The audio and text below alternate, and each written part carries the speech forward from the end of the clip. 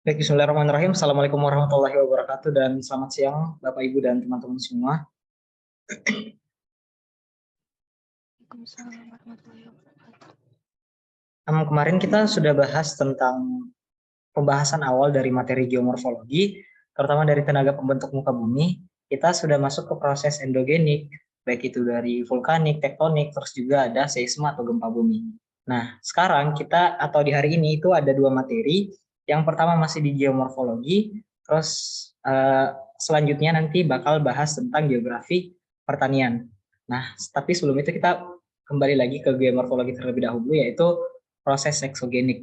Nah, di proses eksogenik ini ada beberapa proses dari pelapukan, erosi, mass wasting, dan sedimentasi. Tapi sebelum kita belajar, ada baiknya kita berdoa dulu sesuai agama dan kepercayaan masing-masing. Berdoa dimulai.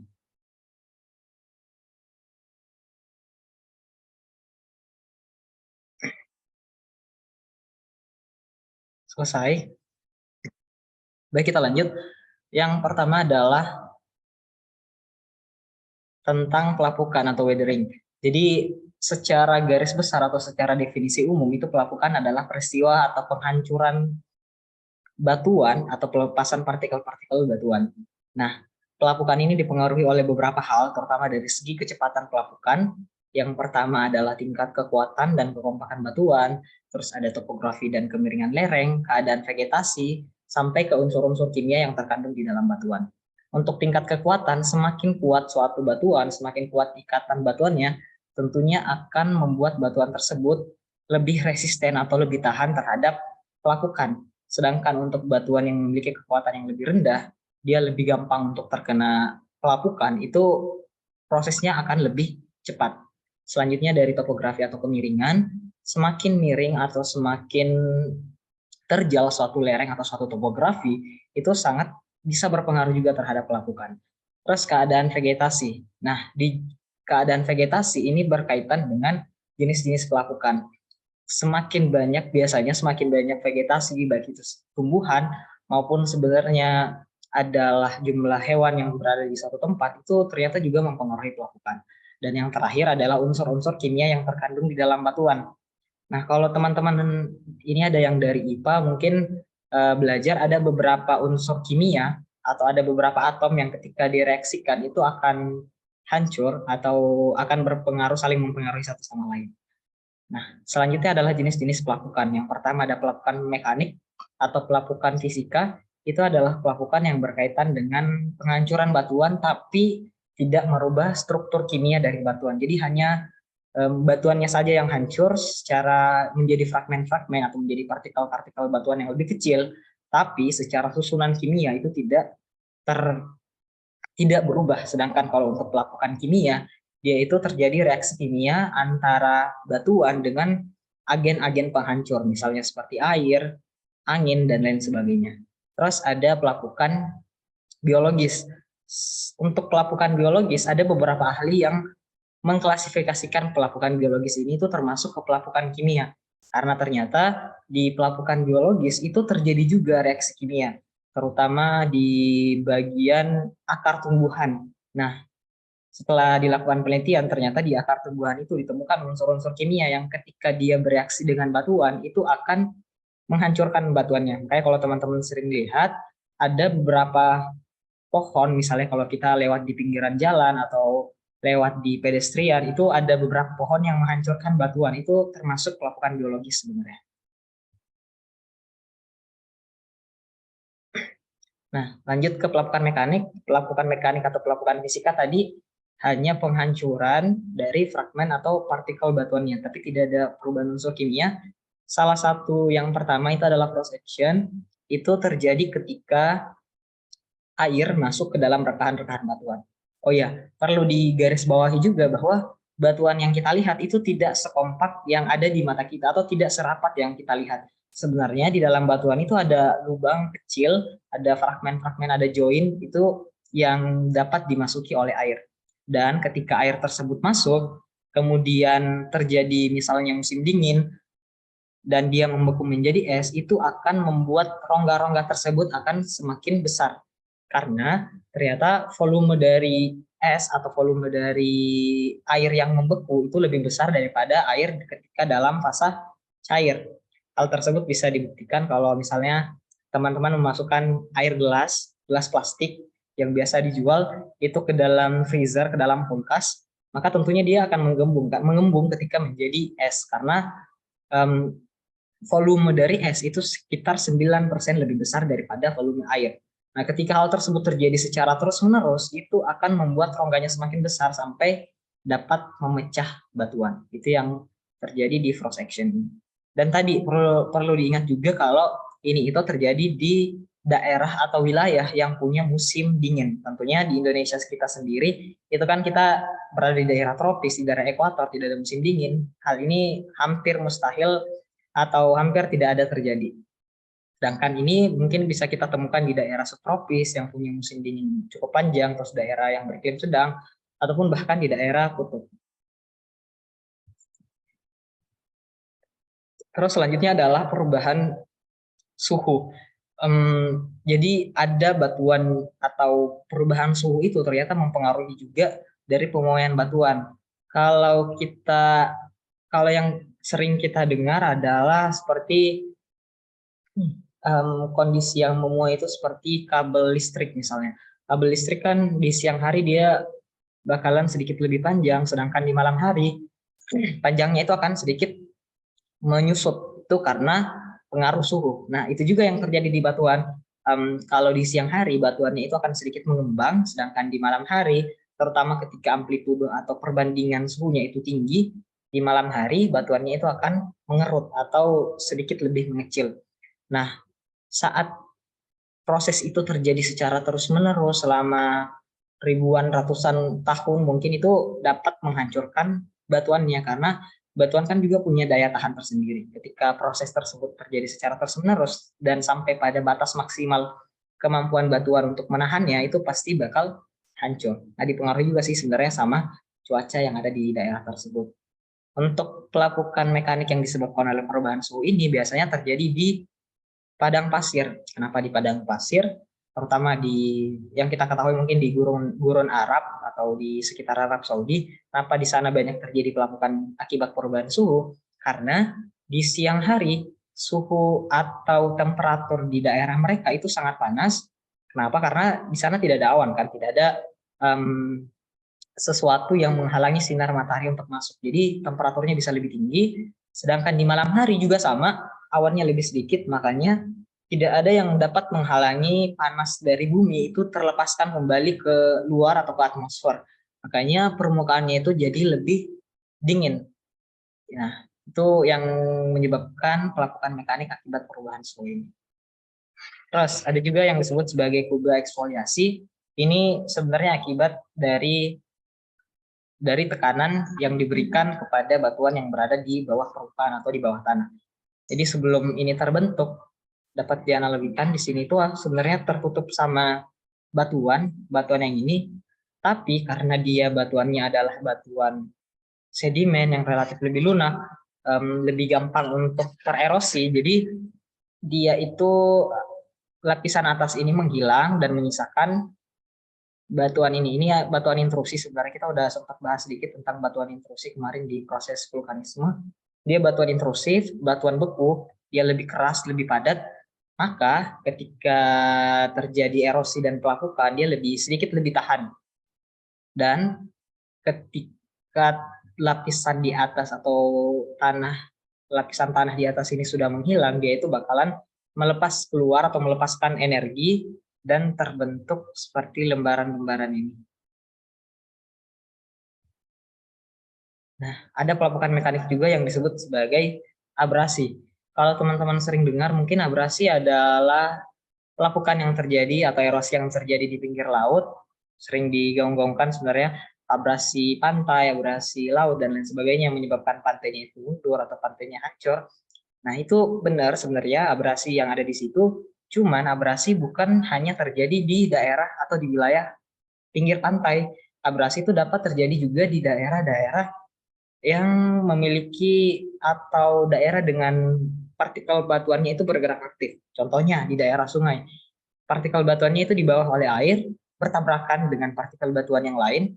Misalnya ini partikel batuan, ini batuan yang lebih besar lagi, dia menabrak batuan ini, dan ketika menabrak itu akan memecahkan batuan. Itu dapat terjadi karena angin, air, pertama air ya, es, ataupun dari gravitasi. Itu semuanya termasuk ke dalam abrasi. Oke, selanjutnya adalah pelapukan kimia. Tadi pelapukan mekanik atau pelapukan fisika, sekarang pelapukan kimia. Yang pertama ada yang disebut sebagai pelarutan atau solusi.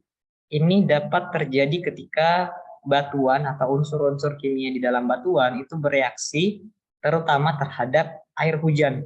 Apalagi di masa sekarang atau di zaman perubahan iklim ini kita mungkin sering dengar tentang hujan asam. Nah, jadi hujan asam itu memang dia mengandung asam dan ketika bereaksi dengan batuan, terutama batuan yang punya kandungan basah, itu pasti akan bereaksi sedikit demi sedikit dan terjadi pelarutan atau solusi. Sedangkan kalau oksidasi itu biasanya terjadi di besi atau batuan yang memiliki kandungan ferum atau besi. Karena kita tahu besi itu bukan hanya dalam bentuk logam yang besar seperti yang ada di mobil ini, tapi di dalam batuan yang sering kita lihat di sehari-hari itu ternyata ada beberapa batuan yang punya kandungan besi juga. Jadi ketika itu bereaksi terhadap air terutama, dia akan terjadi proses oksidasi. Terus pelapukan biologis. Pelapukan biologis seperti yang sudah disebutkan tadi, kalau dia disebabkan karena makhluk hidup, baik itu dari hewan maupun dari tumbuhan. Selanjutnya, setelah pelapukan, ini adalah erosi atau pengikisan. Ada erosi oleh air, erosi oleh angin, gelombang laut, maupun erosi oleh es. Kalau secara umum, sepertinya erosi gelombang laut ini disebut sebagai abrasi yang tadi sudah disebutkan secara khusus. Tapi kalau kembali lagi ke definisi abrasi, itu dapat diklasifikasikan untuk semua proses pelapukan yang terjadi ketika batuan itu saling menabrak satu sama lain. Itu yang disebut sebagai abrasi.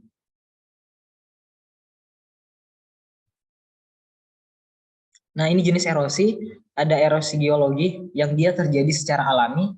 Dia tidak berbahaya karena memang itu adalah suatu hukum alam untuk mencapai keseimbangan tentunya. Karena proses bumi kita berputar seperti sebuah siklus. Dan itu tidak berpengaruh besar terhadap kehidupan manusia, bahkan beberapa erosi itu dapat menguntungkan juga. Nah, yang berbahaya adalah ketika erosi tersebut dipercepat.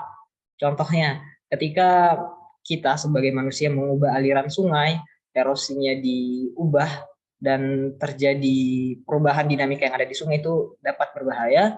Itu juga yang terjadi di pelapukan tadi ketika terjadi ketika ada perubahan iklim, terjadi hujan asam, air hujan itu tercemar, terkena polusi juga, itu justru dapat membahayakan manusia sendiri. Oke, ini adalah erosi gelombang laut. Jadi di erosi gelombang laut, ketika ini kalian teman-teman mungkin bisa lihat di sini ada partikel batuan yang lebih kecil itu menabrak yang lebih besar. Nah, inilah yang disebut sebagai proses abrasi tadi. Nah, terus untuk erosi gelombang laut inilah yang membentuk morfologi atau bentukan lahan yang ada di pinggir pantai atau di pinggir laut seperti wave cut platform atau notch, terus wave cut cliff.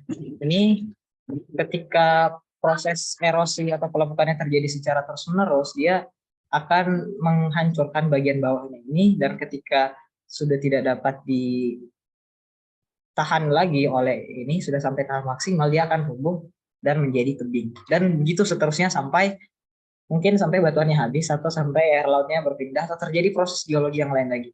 Kita bahas itu di proses geologi sebenarnya. Oke. Terus selanjutnya adalah erosi oleh air. Yang pertama sebenarnya sebelum adanya sheet erosion ini itu atau erosi lembar itu ada yang disebut sebagai splash erosion atau erosi percik. Ketika hujan atau presipitasi jatuh ke tanah, itu kan kita bisa lihat bahwa ada tanah juga yang terangkat, yang terpindahkan ke tempat yang lain misalnya, itu termasuk erosi juga ketika dia terpercik. Makanya disebut sebagai erosi percik. Terus sampai bertahap, yang pertama erosi lembar, terus erosi ril atau alur-alur yang kecil, gully erosion itu seperti parit, terus ravine atau sungai, sampai ke sungai meander atau ketika sudah sampai ke tahap lanjut. Nah, kalau kita lihat terjadi penipisan lapisan batuan yang ada di sini, terutama batuan sedimen dari awal yang tebal seperti ini dan sampai menipis ke bawah karena terbawa oleh erosi air yang tadi. Ini sebenarnya ketinggian lapisan batuannya sampai sini yang garis putus ini, tapi karena erosi sungai makanya dia terbawa oleh air. Ini awalnya dari splash erosion, erosi percik, aliran permukaan, overland flow atau sheet erosion, erosi alur, parit, sampai erosi tebing atau sedimen erosion. Erosi tebing itu biasanya terjadi di sungai yang dia sudah dewasa, sudah besar sungainya, daerah aliran sungainya sudah mengerosi lebih dalam lagi, itu erosi tebing sungai. Nah, selanjutnya adalah erosi oleh angin. Jadi angin ini termasuk salah satu agen yang dapat juga menghancurkan batuan. Itu dapat disebabkan juga karena proses abrasi. Tadi udah dijelaskan kan kalau proses abrasi itu ketika batuan menabrak batuan yang lain, dan itu dapat terjadi karena air, karena es, ataupun karena angin. Dan itu juga terjadi di sini, terutama di daerah gurun. Kenapa? Karena di daerah gurun itu vegetasinya lebih sedikit, lebih banyak pasir, banyak batuan. Ketika terjadi angin, batuan atau pasirnya itu dapat terangkat, itu akan menghancurkan batuan yang ada di sekitarnya. Kira-kira teman-teman ada yang tahu nggak? Ini tuh disebut sebagai mushroom rock atau batu jamur. Ada yang tahu nggak kenapa batuannya justru malah mengerosi bagian bawah saja, sedangkan bagian atas itu tidak tererosi? Izin jawab boleh, Kak? Boleh, silakan. Karena untuk si anginnya yang membawa partikel-partikel kayak pasir dan batuan-batuan kecil itu justru lebih berat di bawah. Jadi makanya dia lebih tergerus yang bagian bawah. Oke, sip. Thank you, Marvel. Jadi ini Marvel atau Savitri panggilnya? Yang mana aja? Oke, Savitri aja deh. Oke, thank you Savitri. Jadi ya benar, karena pasir atau partikel batuan yang kecil itu atau kerikil lah, itu juga punya berat. Jadi ketika dia terbawa oleh angin dan ditarik juga oleh gravitasi sebenarnya, jadi akumulasi yang lebih banyak itu ada di bawah, ada di yang dekat dengan permukaan. Itu alasan pertama. Alasan kedua bisa jadi karena perbedaan resistensi batuan. Itu yang terjadi di sini. Nah, kalau misalnya batuan, kalau dijelaskan pakai satu contoh yang tadi aja, misalnya cuman di permukaan atau yang dekat dengan permukaan yang tertabrak, itu masih ya benar, tapi ada beberapa kondisi yang berbeda untuk mengerosinya. Contohnya ketika di batuan ini, berarti resistensi batuan yang ada di sini atau yang di tengahnya ini itu lebih kecil dibandingkan yang ada di bawah ataupun yang di atas, makanya dia mengerosi lebih duluan yang ada di pertengahan. Jadi bentuk-bentuk itu juga yang terjadi dalam skala besar sebenarnya. Ini dalam skala kecil, kalau dalam skala besar bisa berbentuk seperti ini. Ini perbandingannya ada orang di sini. Jadi bayangkan berapa tinggi dari batuan tersebut. Selanjutnya yang ketiga adalah mass wasting atau perpindahan massa batuan dan tanah dalam volume yang sangat besar karena pengaruh gravitasi. Ada 3 kategori dari mass wasting. Ini terutama dikategorikan berdasarkan kecepatan dia berpindah. Yang pertama adalah slow flowage atau aliran lambat, ada rayapan massa atau creep. Terus yang cepat itu perpindahan batuan yang tanah, biasanya karena dibantu oleh aliran air, dan landslide atau yang mungkin sering yang kita dengar adalah longsoran. Nah, itu dalam bentuk blok besar dalam waktu yang cepat. Ini faktor yang mempengaruhi dari mass wasting tadi. Terutama karena mass wasting adalah pergerakan massa batuan dan tanah dari tempat yang lebih tinggi ke tempat yang lebih rendah. Hal tersebut sangat dipengaruhi juga oleh gravitasi. Selain gravitasi, ada faktor-faktor lain juga yang dapat menghambat atau menambah kekuatan dari gravitasi tersebut. Contohnya kalau faktor pengurang kekuatan material dan kohesi, semakin kuat batuannya tentunya gravitasi makin berat untuk memindahkan batuan tersebut. Terus vegetasi kita tahu kalau rumput, terutama akar tumbuhan yang besar seperti pohon-pohon yang sudah besar, itu akarnya mengakar sampai mengikat batuan yang ada di bawahnya, itu juga sangat berpengaruh. Terus gesekan internal pada butiran batuan, sudut lapisan batuan di bawahnya, semakin besar sulutnya, tentunya dia bakalan semakin rawan. Sedangkan faktor untuk yang menambah pengaruh dari gravitasi ketika menambah sudut kemiringan lereng, terutama dari pengaruh manusia sih sebenarnya. Karena biasanya di lereng itu orang memanfaatkan misalnya dari daerah pertanian atau dibangun rumah pemukiman ataupun di daerah pegunungan, misalnya di puncak dijadikan villa, itu dapat menambah sudut kemiringan lereng. Nah, caranya dengan pemotongan lereng yang ada di poin kedua. Dan terus ada pelapukan juga dan jumlah air yang overload atau jumlah air yang berlebihan. Karena batuan itu juga punya titik jenuh atau dia punya kemampuan maksimal untuk menampung uap air. Sama dengan udara kemarin, kita sempat bahas di cuaca dan iklim tentang kelembapan di beberapa suhu atau di beberapa tingkatan suhu itu faktor atau uap air yang dapat dikandung itu punya kapasitas masing-masing. Begitu juga yang terjadi di tanah atau batuan, mereka punya kapasitas, dan kalau kapasitasnya sudah berlebih itu bakal overload dan akan menyebabkan terjadinya mass-mass. Oke, ini kasus of flame flat sama aja sebenarnya sama yang tadi, kita next aja. Sedangkan untuk penyebab mass wasting itu terjadi tiba-tiba atau secara spontan itu dapat terjadi karena gempa bumi, terus hujan yang deras, kebocoran pipa air atau kolam, erupsi vulkanik, dan ledakan. Oh ya, mass wasting itu atau pergerakan massa itu bukan hanya disebabkan oleh proses yang ada di alam. Tadi udah disinggung sedikit kalau manusia juga dapat berpengaruh ketika menambah kemiringan lereng, tapi itu secara lambat. Kalau secara tiba-tiba manusia dapat menyebabkan mass wasting ketika membuat ledakan di suatu tempat, misalnya ingin mengeksplorasi, ingin membuat tambang, dia membuat ledakan, dan terjadi mass wasting, itu termasuk juga sebagai penyebab tiba-tiba dari pergerakan massa. Oke, ini jenis-jenisnya. Teman-teman bisa lihat di sini ada kecepatan, di sini ada wet condition atau seberapa banyak air yang terkandung dalam proses mass wasting tersebut.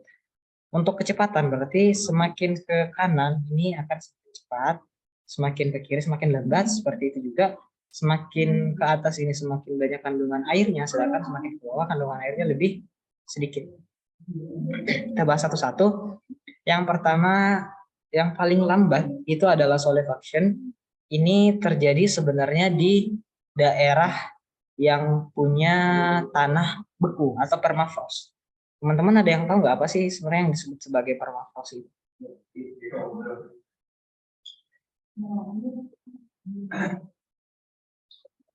Ada yang tahu nggak apa yang disebut sebagai permafrost?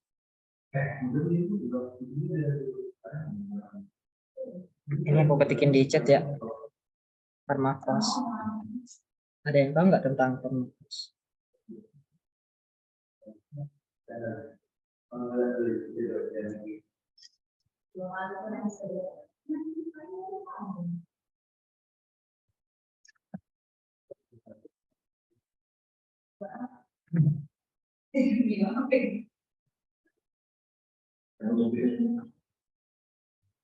Oke, kayaknya. Oke, aku jelasin aja ya. Jadi permafrost itu suatu kondisi di mana atau udah ada? Iya, tanah beku benar. Tanah beku itu suatu kondisi di mana tanah itu dalam kondisi beku. Mungkin teman-teman masih bingung. Jadi kita sempat bahas kemarin di materi sumber daya, terutama di air tanah, itu kan ada tanah itu juga mengandung air.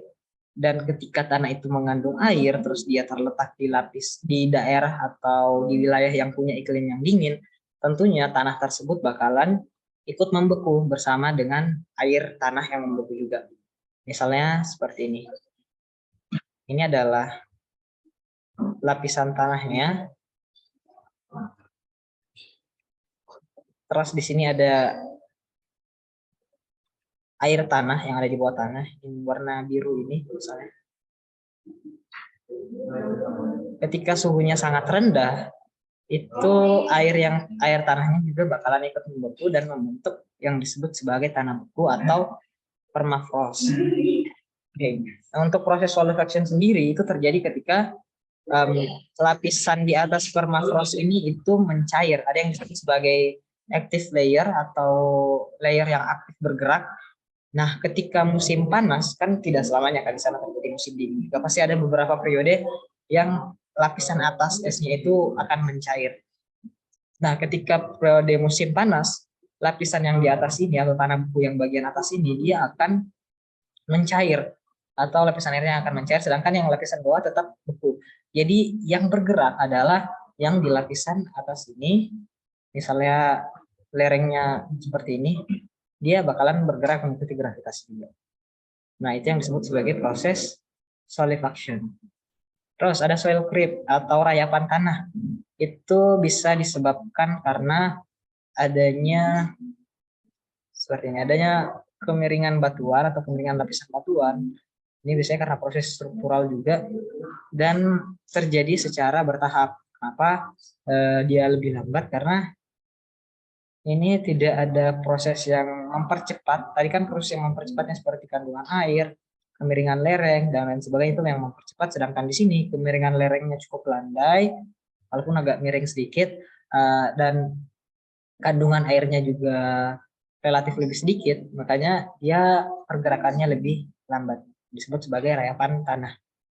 Selanjutnya adalah slam atau ini yang paling sering ditemukan sebenarnya di daerah longsor, terutama ada juga banyak juga ditemukan di Indonesia.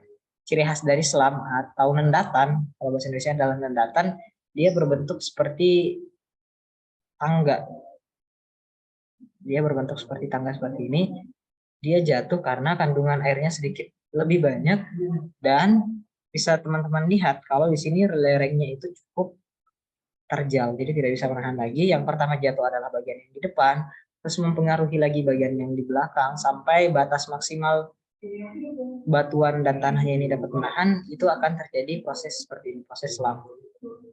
Selanjutnya adalah earth flow atau kalau di dalam kalau kita langsung mengartikan dalam bahasa Indonesia, mungkin ini adalah aliran bumi, padahal sebenarnya bumi kan tidak mengalir kan.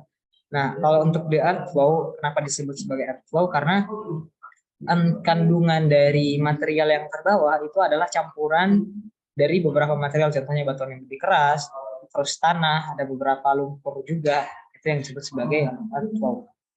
Terus ada debris slide.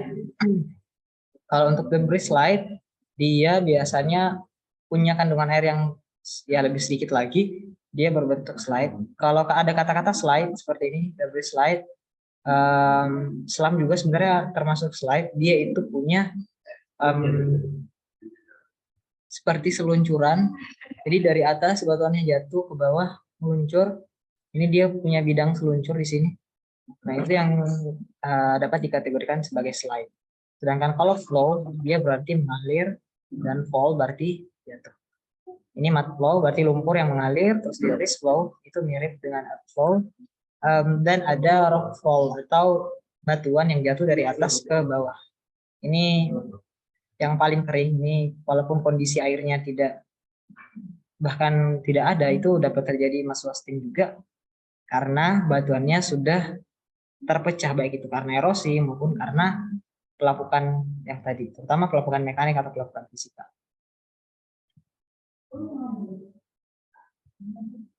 Oke, ini rayapan atau creep, terus rock slide, ada earth flow, solidification, rayapan masih sama. Terus ada slam, ini contoh di kehidupan nyatanya, ada earth flow. Kalian bisa lihat kalau earth flow itu ada batuan yang cukup besar juga, ada vertikal tanah yang lebih kecil lagi. Oke, dan yang terakhir sepertinya adalah sedimentasi atau pengendapan.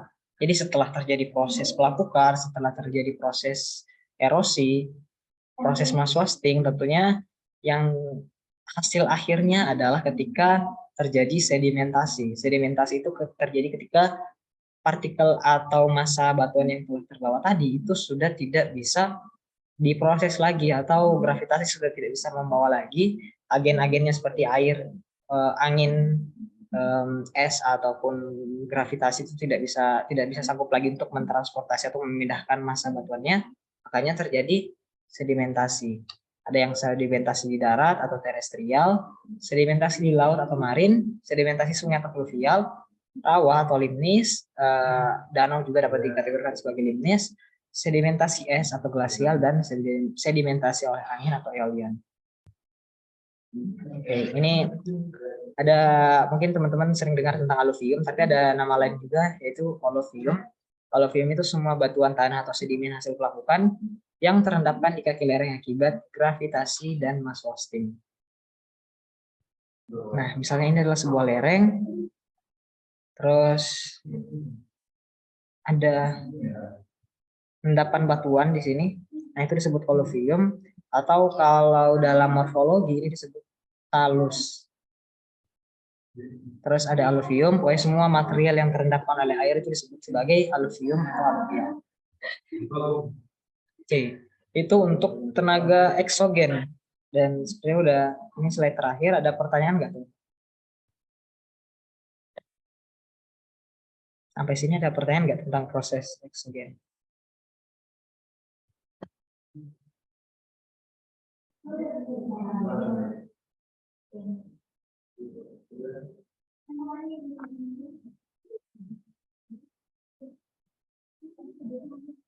Termasuk erosi geologi sama dipercepat apa?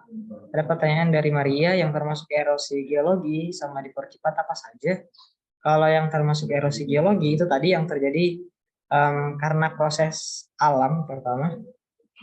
Bentar ya, kita balik dulu ke slide erosi.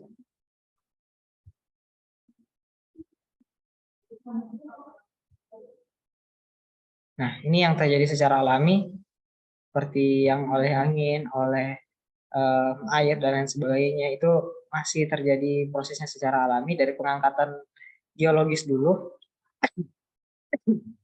Contohnya, untuk pantai ini, sebenarnya pantai ini tuh dasarnya dulu berada di bawah laut, tapi karena terangkatkan oleh proses geologis, dia terangkat ke atas. Ini teman-teman bisa lihat di sini daratan, sebenarnya ini dulu daratan di sini. Ini terjadi pengangkatan geologis dan terjadi erosi. Itu selama manusia tidak mengambil campur tangan di proses ini, itu tidak akan berbahaya, kecuali seperti ini. Ini dia manusia, kita bangun pura di atas, bangun rumah di atas ini. Ini nantinya ketika tebingnya sudah sampai tahap maksimal untuk mengerosi, dia bakal jatuh. Yakin saja nanti mungkin 20-30 tahun ke depan bangunan-bangunan ini bakalan hancur. Walaupun prosesnya memang sangat lama. Nah, kalau proses tadi yang erosi dipercepat, itu biasanya terjadi ketika misalnya seperti ini.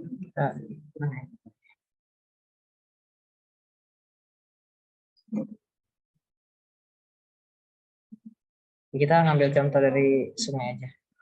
Kalau misalnya di sebuah sungai dibangun bendungan atau dibuat lebih tinggi, ada daerah yang dibuat lebih tinggi, itu bisa saja meningkatkan erosi. Makanya di bendungan biasanya terjadi sedimentasi hasil erosi tersebut.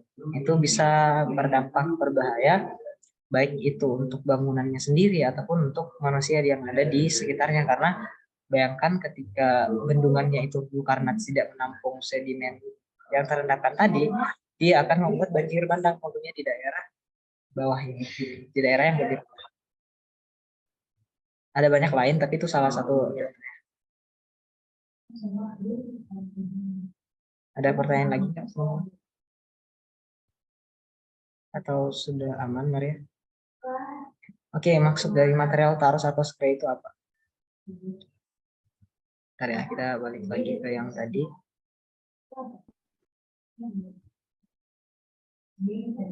Nah, untuk talus atau spray itu yang terendapkan di bagian bawah lereng. Intinya adalah semua material yang terendapkan di bagian bawah lereng, terutama yang disebabkan jatuhan atau fall atau gravitasi, itu disebut sebagai talus atau spray yang tadi. Gimana gitu ya? Ini Ini adalah talus.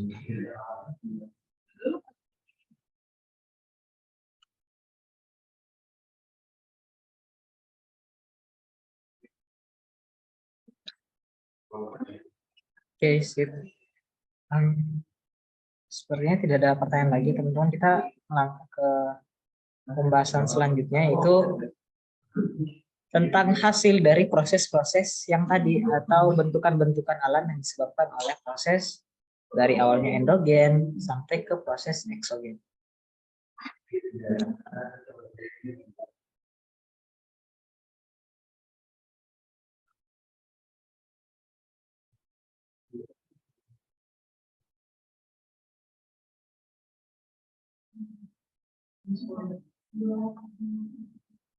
Tapi sebelum kita masuk ke materi hasil dari bentukan atau proses yang tadi, teman-teman ada yang tahu nggak kira-kira apa perbedaan antara landscape dan landform?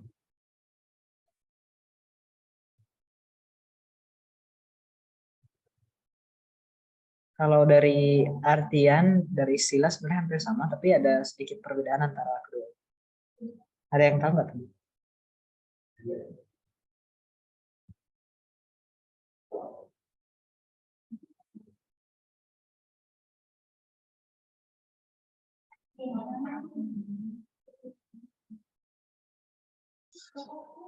Boleh dijawab lewat kolom chat juga.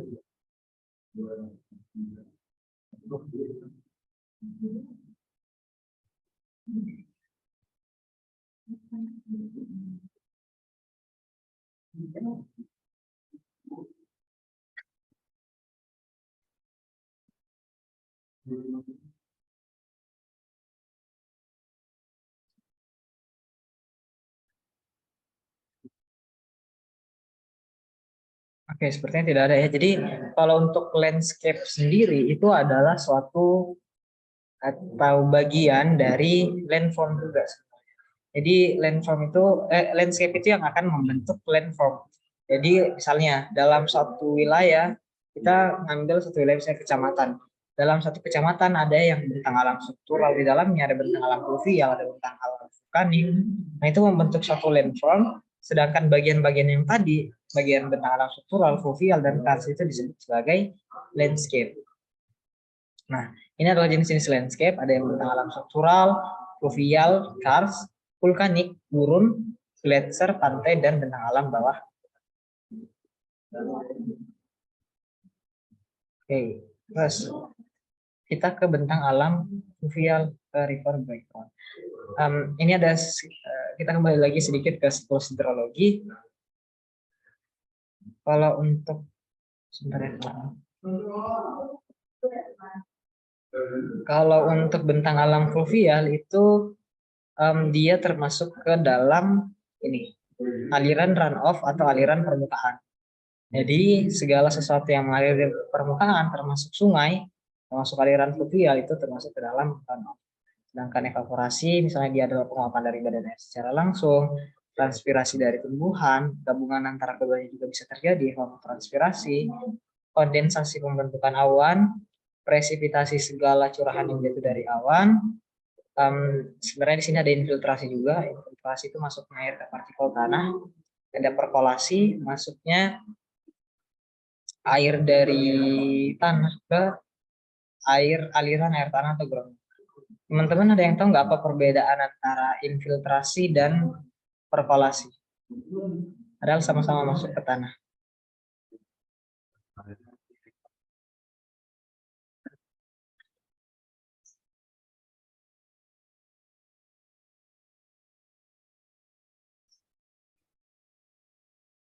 Perbedaan antara infiltrasi dan perkolasi.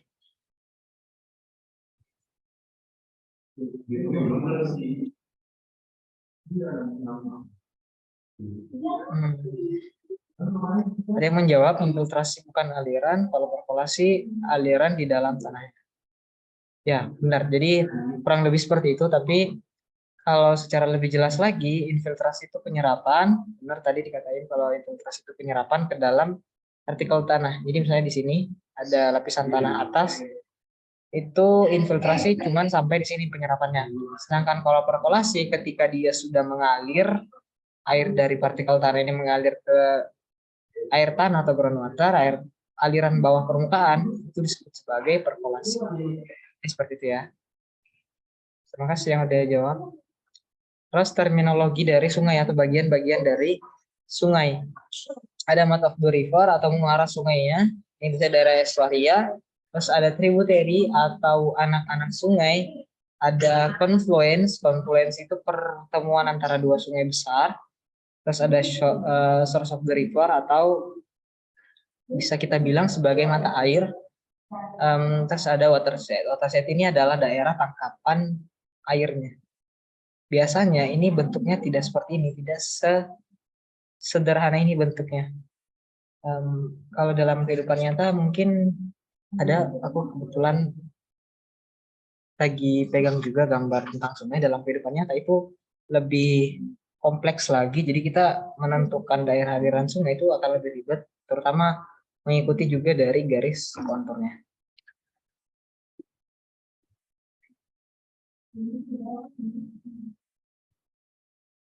Kita lanjut. Energi dari sebuah sungai itu sangat bergantung kepada kecepatan aliran dan volume sungainya, atau seberapa besar air yang dibawa oleh sungai tersebut. Nah, yang faktor-faktor yang mempengaruhi dari kecepatan itu adalah gradient of the channel. Maksudnya adalah kemiringan lereng. Semakin miring atau semakin steep lereng tersebut, dia itu bakalan semakin cepat tentunya.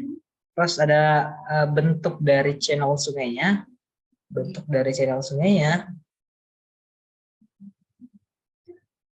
dari channel sungainya itu ketika dia tidak ada obstacle, tidak ada halangan, misalnya batu yang besar, itu akan menambah kecepatan dari aliran air yang ada di sungai. Terus yang terakhir,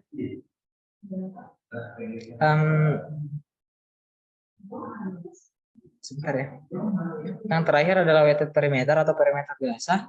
Perimeter basah itu sendiri adalah daerah aliran sungai. Ini misalnya daerah aliran sungai. Semua bagian yang terkena oleh air itu disebut sebagai perimeter basah. Semakin besar perimeter basahnya tentunya, semakin besar potensi air itu akan bergesekan dengan channel atau dengan pinggiran sungainya ini. Jadi kecepatannya bisa semakin rendah. Oke, nah apa sih yang sebenarnya disebut sebagai perimeter basah itu? Nah, kalau perimeter basah bisa dikatakan sebagai keliling atau panjang dari daerah aliran sungai yang terkena oleh air. Ini 5, di sini 5, di sini 5, ditambah 5 itu kan 15. Kalau ini perimeter basah 7, tambah 2 berarti 11. Sedangkan kalau cross section atau luas dari penampangnya itu ya kita pakai rumus persegi atau rumus persegi panjang, itu tinggal dikalikan aja. Tapi dalam kenyataan sebenarnya tidak ada kan sungai yang berbentuk kotak seperti ini, kecuali selokan mungkin, itu tidak ada. Jadi ini contoh atau perkiraan kira-kira bagaimana sih cara menggambarkan perimeter basah dan menghitung luas dari sungainya. Oke, dan hasil dari kedua tersebut ketika luas sungai dibagi dengan weighted perimeter atau perimeter basah, itu akan mendapat nilai hidrolik radius atau radius hidrolik. Oke. Selanjutnya kalau tadi mempengaruhi kecepatan, ini yang mempengaruhi adalah faktor yang mempengaruhi dari volume. Yang pertama tentunya ukuran dari drainage basin atau daerah aliran sungai. Semakin besar ukuran daerah aliran sungainya atau semakin besar sungai tersebut, tentunya semakin besar kan volume yang dapat tertampung. Terus keadaan vegetasi, biasanya pada daerah yang punya vegetasi lebih banyak itu volumenya bisa sedikit berkurang, terutama ketika vegetasinya lebih banyak di daerah pinggiran sungai tersebut. Makanya ketika kita ingin menghalangi faktor terjadinya volume itu meluap atau terjadi banjir, itu tentunya salah satu solusi yang paling efektif sebenarnya adalah afforestasi atau menanam kembali tumbuhan di sekitar sungai. Terus permeability of rocks atau seberapa besar kemampuan batuan itu untuk menyerap dan mengalirkan air. Jadi ketika batuannya besar untuk menyerap dan mengalirkan air itu volumenya akan sedikit berkurang, sedangkan kalau dia batuannya tidak menyerap dan sedikit lebih sulit untuk mengalirkan air, volumenya tentunya lebih besar karena dia menahan air tersebut. Dan yang terakhir, yang paling berpengaruh juga sebenarnya adalah faktor iklim. Pastinya pada daerah yang punya iklim lebih basah, lebih memiliki banyak curah hujan seperti daerah tropis, daerah Indonesia juga, itu volumenya akan lebih besar dibandingkan daerah yang lain. Kalian tahu nggak sungai terbesar di dunia itu apa?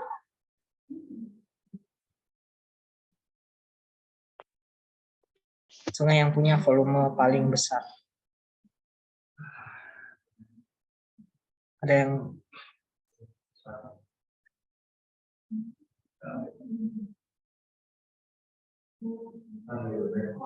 Oke, ada yang jawab Amazon, ada yang jawab Nil.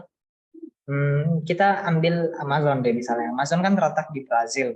Brazil juga salah satu negara atau salah satu wilayah yang punya iklim tropis. Jadi dia lebih besar aliran sungainya, dan rata-rata sungai yang besar itu letaknya di daerah tropis, ataupun kalau bukan di daerah tropis pasti dia punya sumber air yang besar, misalnya dari danau atau dari bendungan. Contohnya Sungai Mississippi. Dia Sungai Mississippi dari danau yang besar di Amerika.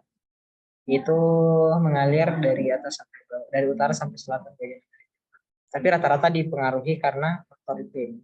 Pertama dari curah hujan. Oke, ini river proses, terjadi juga erosi, transportasi, dan tentunya sedimentasi. Tadi erosi sudah dijelaskan, transportasi itu perpindahan atau pengangkutan material, sedimentasi ketika sungai tersebut tidak mampu lagi untuk membawa material yang dibawanya. Baik itu dari Oke, siap. Sorry aku pelanin dikit ya. Ini soalnya materinya cukup banyak, jadi nggak apa-apa deh, aku pelanin dikit aja. Oh, putus-putus ya. Sekarang udah jelas belum? Udah jelas lagi belum?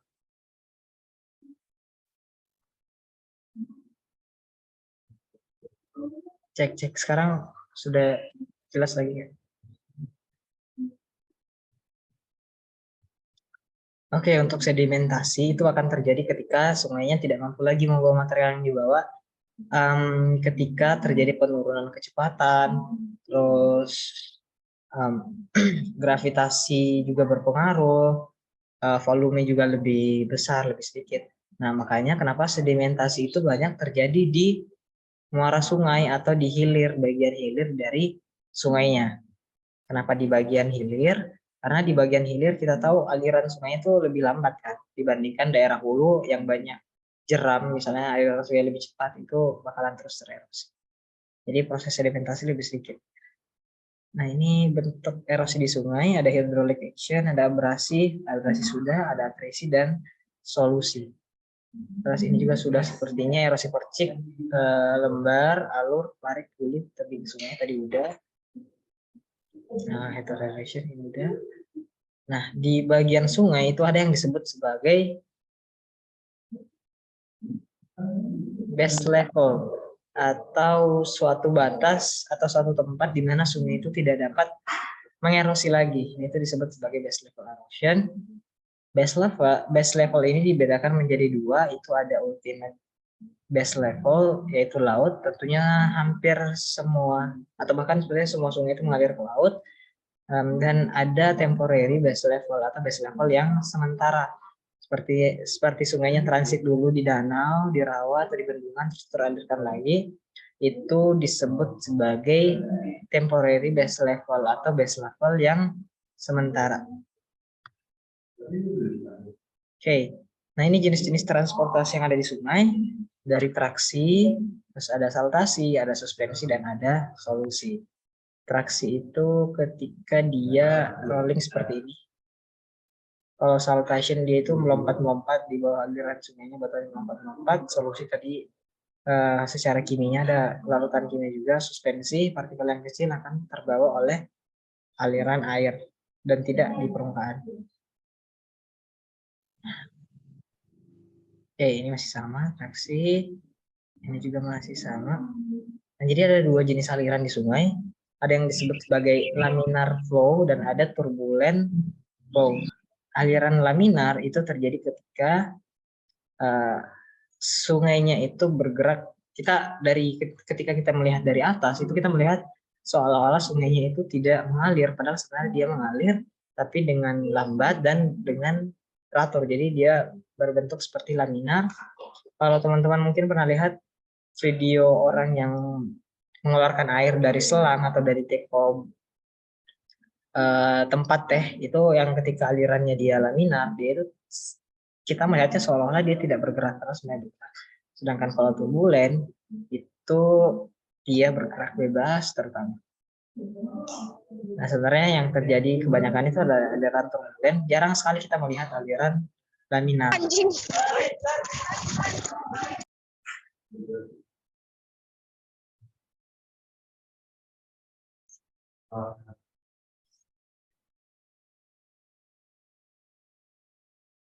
Oke, maaf ya teman-teman, kalau bisa di mute volumenya biar nggak mengganggu juga. Ini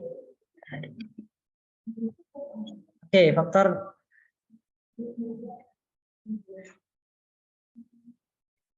faktor yang mempengaruhi transportasi. Nah, faktor yang mempengaruhi transportasi tentunya dari debit sungai, terus jenis dan besar material sedimen, terus ada kecepatan aliran sungainya. Oke, nah dari atas itu batuan yang terangkut itu lebih besar, sampai ke bawah itu lebih kecil. Turbulen itu aliran yang tidak teratur seperti yang tadi. Itu juga yang terjadi sebenarnya kemarin kita sempat bahas tentang angin turbulen, itu gerakannya tidak teratur. Jadi yang disebut sebagai gerakan turbulen. Oke. Nah,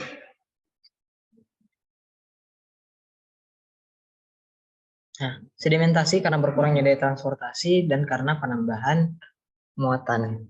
Kalau muatannya lebih banyak, lebih berat, tentunya air itu tidak bisa membawa lagi batuannya atau muatannya, jadi dia bakalan terendapkan. Terus konsep sedimentasi, ketika tenaga angkut semakin berkurang, maka material yang berukuran kasar atau lebih besar itu akan diendapkan terlebih dahulu, terus kemudian material yang lebih halus atau material yang lebih kecil. Makanya ketika kita melihat sedimen atau batuan sedimen itu biasanya yang bagian bawah itu partikel atau materialnya lebih besar, semakin ke atas itu semakin kecil materialnya sampai halus ke atas. Nah, itu konsep dari sedimentasi, karena memang tentunya gravitasi lebih duluan menarik benda yang lebih berat dibandingkan yang lebih ringan. Nah, ini ada Hallström diagram. Ini berkaitan antara pengaruh besar partikel dengan velocity atau kecepatan aliran. Biasanya kalau di ini adalah diagramnya, kalau harusnya ada terjadi anomali di sini. Harusnya kan kalau kita diagram normal itu biasanya bentuknya seperti yang garis merah ini, tetapi karena clay itu sudah dapat dikatakan sebagai material atau partikel terkecil dari batuan dan tanah, itu dia sudah tidak dapat tererosi lagi walaupun kecepatannya sangat besar, kecuali kecepatannya sangat besar, tapi sangat jarang ditemukan di sungai seperti kecepatan ini. Nah, terus misalnya kita ngambil satu contoh sand atau pasir, size atau ukurannya itu 0,1 mm, atau kita pakai tengahnya aja 0,5 mm di sini. Nah, ketika velocity atau kecepatan alirannya itu masih 1 cm per second, itu dia terjadi deposisi. Terjadi deposisi maksudnya terjadi sedimentasi. Alirannya masih lambat. Tapi kalau alirannya cepat, dia itu akan tertransportasi. Kalau alirannya lebih cepat lagi atau lebih kuat alirannya, bisa jadi dia terjadi erosi. Itu cara baca dari Hallström diagram.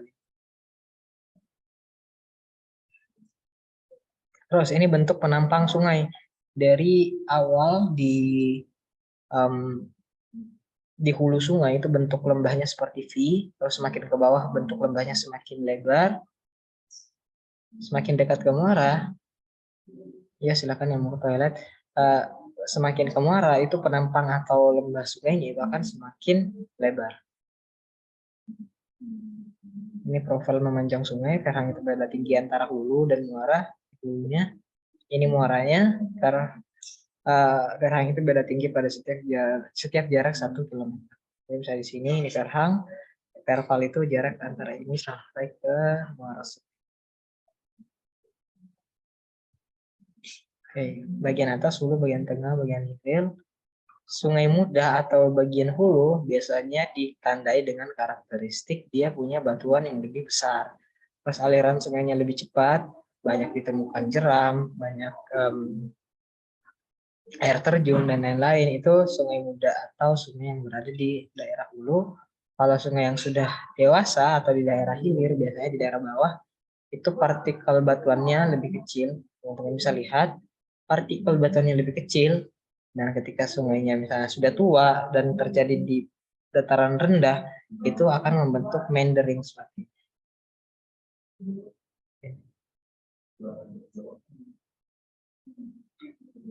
Oke, ini karakteristik tahapan sungai dari bentuk lembah, dari saluran, erosi yang terjadi, lebar lebahnya, terus hubungan dengan air tanah. Oke, selanjutnya adalah orde sungai. Jadi ada 3 klasifikasi, ada menurut Harten 1945, Strehler 1954, dan Shreve 1966. Tetapi yang biasanya digunakan adalah terutama di pembelajaran itu adalah yang Strehler ini. Sungai yang menjadi orde 1 atau yang menjadi mata air dari sungainya itu dijadikan orde 1, terus ketika orde 1 ketemu dengan orde 1 dia jadi orde 2, orde 2 ketemu orde 2 dia jadi orde 3.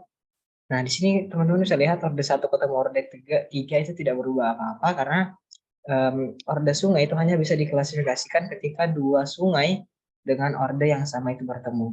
Misalnya orde 3 sama orde 3 ketemu jadi orde 4, ini juga seperti itu. Orde 2 ketemu 2 jadi 3, 1 ketemu 1 jadi 2. Seperti itu.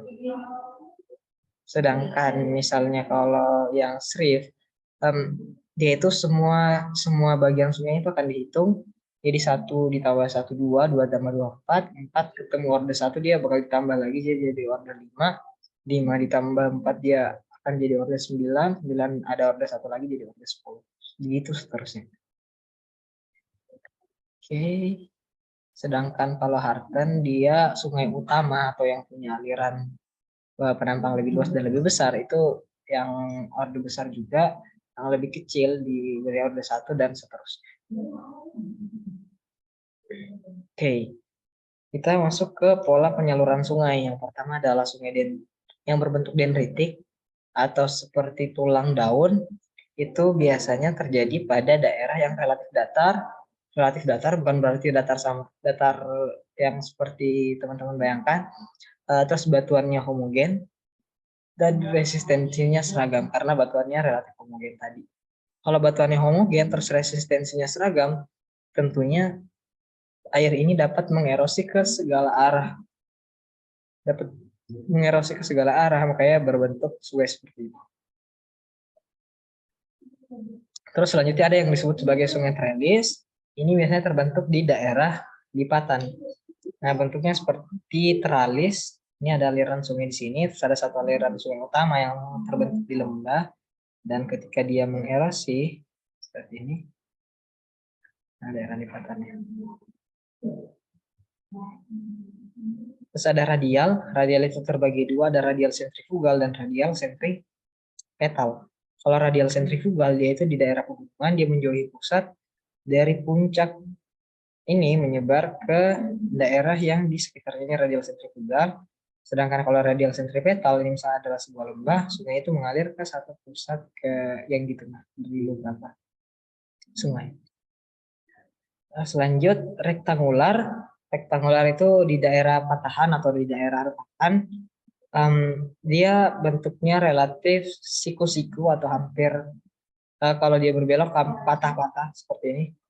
Nah, itu terjadi karena adanya patahan ataupun retakan-retakan di batuan.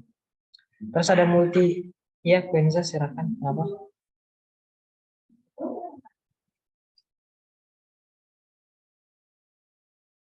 Halo, kenapa yang raise hand?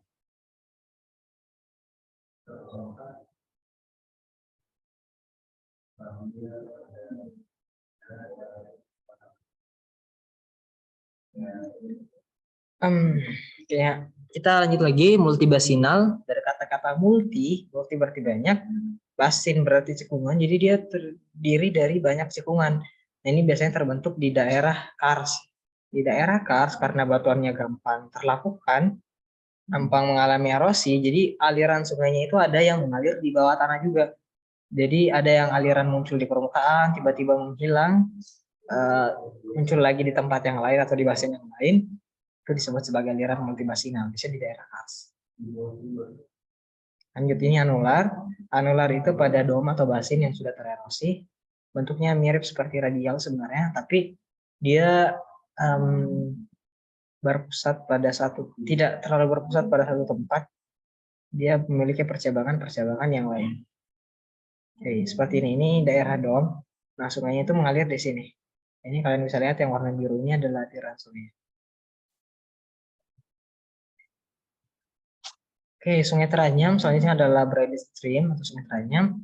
Ini biasanya terbentuk pada daerah yang punya transportasi sedimen yang sangat besar, terutama di daerah gletser. Ini dahulunya adalah sungai gletser sebenarnya. Ada banyak material sedimen yang terbawa. Terus ketika periode musim panas, misalnya aliran sungainya itu akan mengalir di sini, di mencari daerah yang terendah karena airnya dipengaruhi juga sama gravitasi sebenarnya. Dia mencari daerah yang terendah dan mengalir sesuai dengan daerah-daerah tersebut. Itu untuk Sungai Teranyam. Terus ada bar deposit, ada dua, ada channel bar dan ada point bar. Kalau channel bar dia itu berada di tengah aliran sungai, kalau point bar dia itu berada di tepi sungai. Tolong jangan dicoret-coret ya ininya. PowerPoint-nya.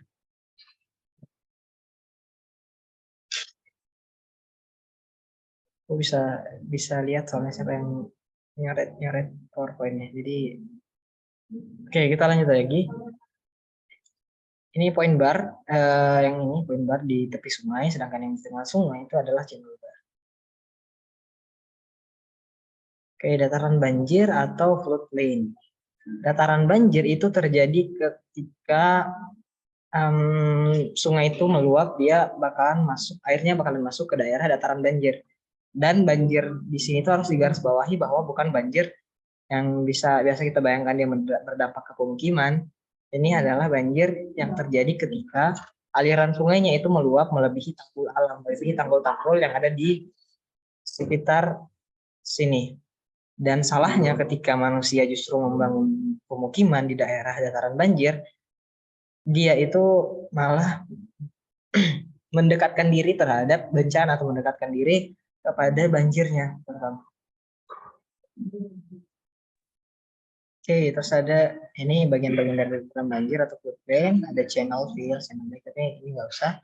Terus ada kipas aluvial atau alluvial fan, bentuknya mirip seperti delta, tetapi kalau delta biasanya kan bermuara di laut, sedangkan alluvial fan biasanya itu bermuara di daerah yang punya ketinggian lebih rendah.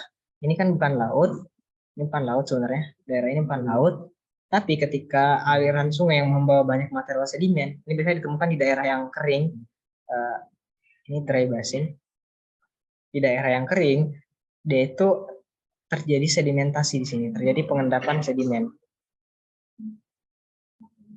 Ini tanggul alam, natural lift, ini floodplain tadi di sebelahnya, ketika sungainya meluap, melewati tanggul alam, itu bakalan masuk ke daerah dataran banjir. Ini masih sama. Terus ada meander, tadi udah sedikit dibahas. Ini proses dari meander yang awalnya relatif lurus, tapi semakin lama air itu mengerosi, Jadi dia berbelok sampai bahkan nanti akan terputus membentuk Oxbow Lake atau Danau Tapal Kuda. Nah, kecepatan aliran, kenapa dia berbelok? Karena punya kecepatan aliran yang berbeda sebenarnya. Bentar ya. Kasih gambarnya. Oh, ini.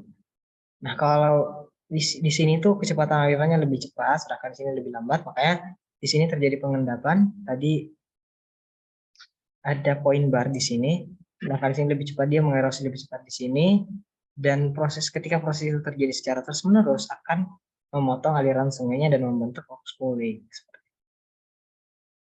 Terus ada crevasse clay, ketika natural lift atau tanggul alamnya tadi tidak dapat menampung atau tidak dapat menahan sedimen atau air yang banjir, itu akan tumpah dan jadi crevasse clay. Bentuknya tetap sama seperti alluvial vent, tapi dia ke skala yang lebih kecil dan terjadi bukan di daerah yang rendah, biasanya di samping aliran sungai.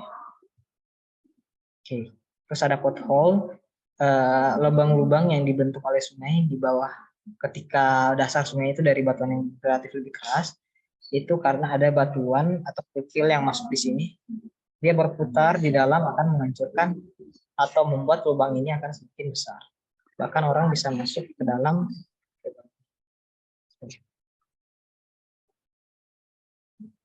Oke, terus rapid, aliran deras biasanya ditemukan di bawah sungai. Waterfall atau air terjun, ada dua secara umum pembentukan air terjun, baik itu dari patahan. Kemarin kita udah bahas tentang patahan. Kira-kira kalau bentuknya seperti ini patahan apa? Ada yang tahu nggak? Ini patahan apa?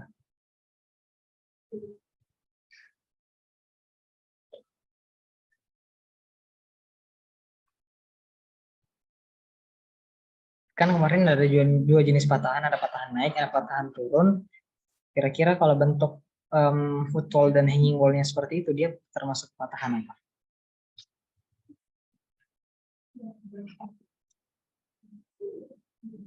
Horse dan graben itu bagian dari patahannya. Kalau horse itu berarti dia bagian yang lebih tinggi, ini horse. Graben itu bagian yang lebih rendah. Tapi yang ditanyakan adalah jenis patahannya. Kayak patahan turun atau patahan naik. Oke, jadi ini sebenarnya adalah patahan. Aduh, ini adalah patahan naik.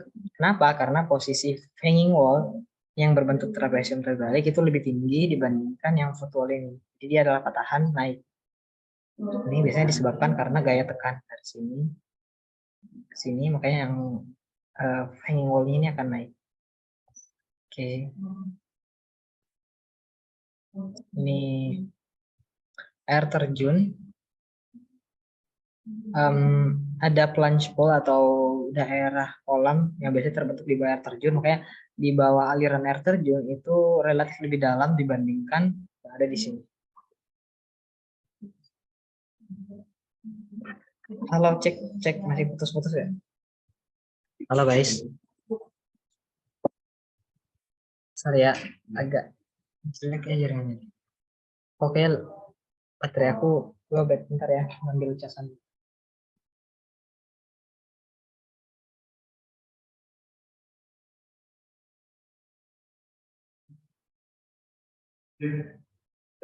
Belum.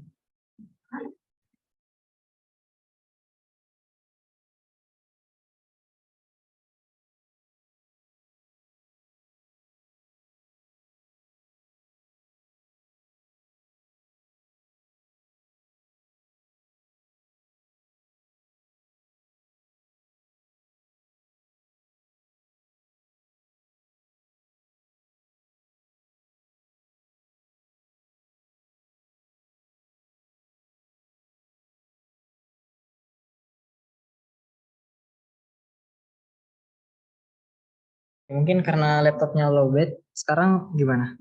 Apa udah normal lagi sore? Halo teman-teman.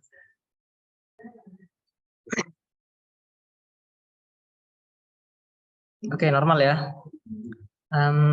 Sebentar, kita udah kebanyakan kayak bahas materi, kita bahas soal yang kemarin lagi. Untuk soal pretest kalian.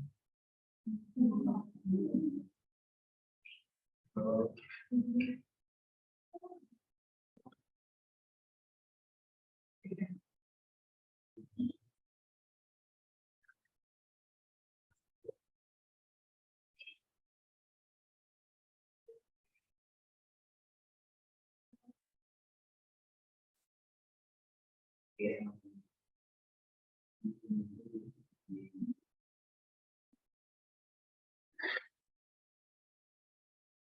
udah kelihatan belum yang soalnya?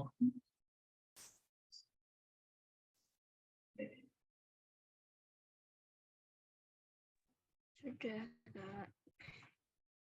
Oke, sudah ya.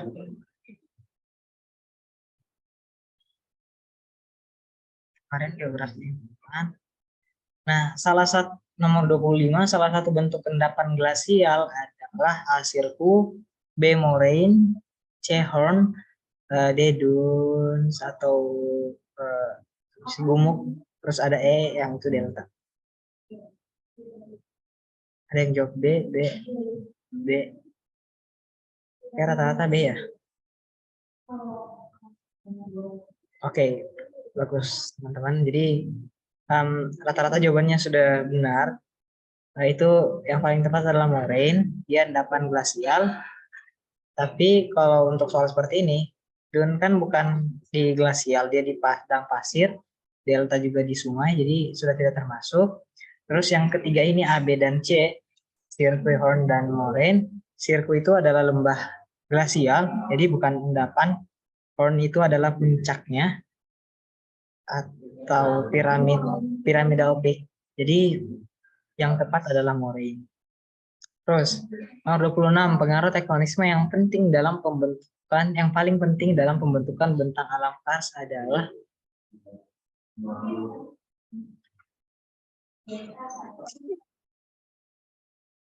yang jawab C, ada yang jawab D, ada yang jawab A. Nah, ini yang berbeda-beda nih. Ada yang jawab B. Kayaknya jawabannya bervariasi. Kita bahas dari bawah. Kita kalau untuk membaca soal teman-teman itu tandai dulu kira-kira mana kata-kata atau poin penting yang ditanyakan dalam soal tersebut. Yang ditanyakan di sini adalah pembentukan, bukan proses atau bukan erosi yang terjadi di kars. Jadi pembentukan kars berarti kalau proses pembentukan itu dari awal sejarah kars tersebut terbentuk. Di sini getaran gempa kurang atau sangat tidak berpengaruh terhadap pembentukan kars. Pergeseran blok batuan juga belum tepat. Terus penurunan daratan, ya kita kesini loh, perlipatan batuan itu bukan di proses pembentukan, tapi mungkin di proses ketika karsnya itu sudah terbentuk. Nah, untuk kars sendiri, kalian teman-teman mungkin tahu kalau kars itu terdiri dari batuan gamping. Kalau batuan gamping itu terendapkan sebenarnya dia adalah endapan fosil dari organisme laut. Dia awalnya berada di laut. Makanya di daerah kars seperti di gua-gua kars itu banyak fosil-fosil dari organisme laut seperti ikan mungkin atau kerang terutama yang lebih awet. Jadi itu diakibatkan karena adanya pengangkatan, terutama pengangkatan batuan. Jadi jawabannya yang paling tepat itu adalah D.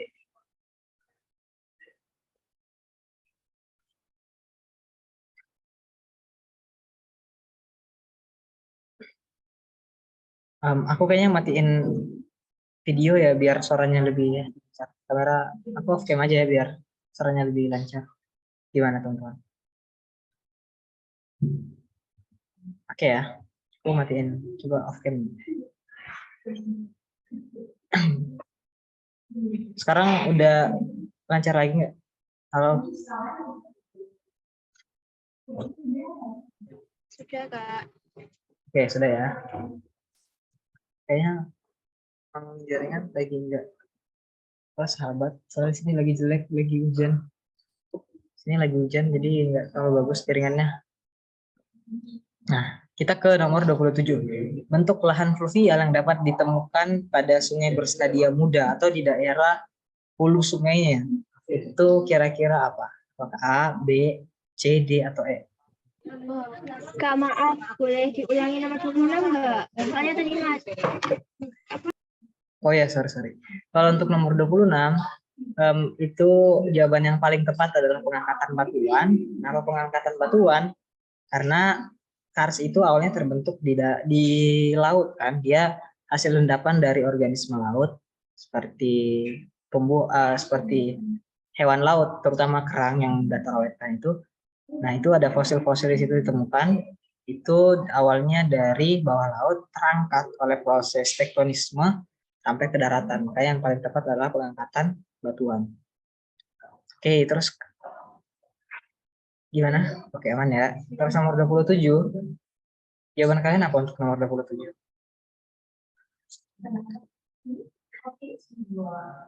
Ada yang jawab B, B, B, C. Oke, ada lagi nggak yang lain?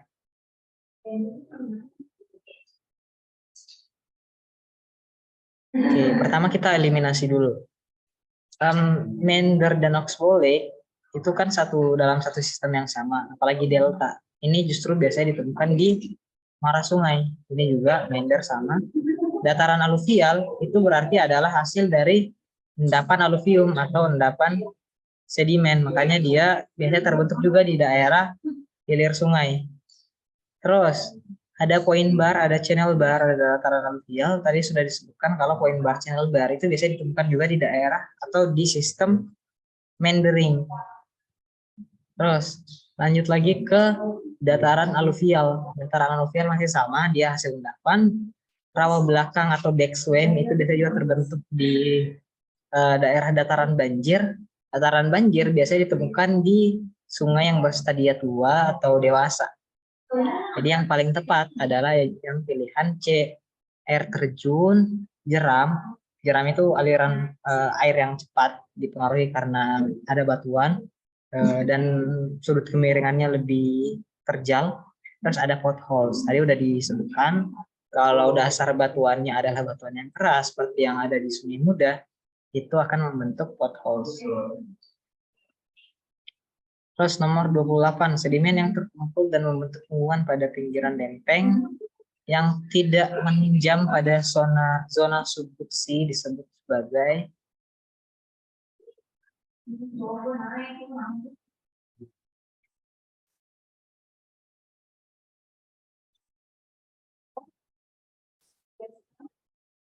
Oke, ada yang jawab D. Ada yang jawab A.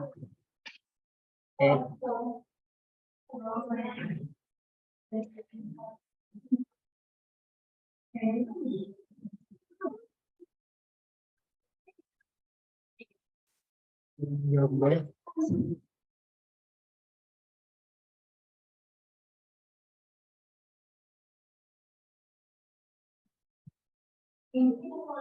Oke, untuk nomor 28 sebenarnya ini agak ribet kalau kalian nggak pernah lihat gambarnya. Tapi ntar aku coba bukain gambarnya deh biar lebih gampang buat dilihat.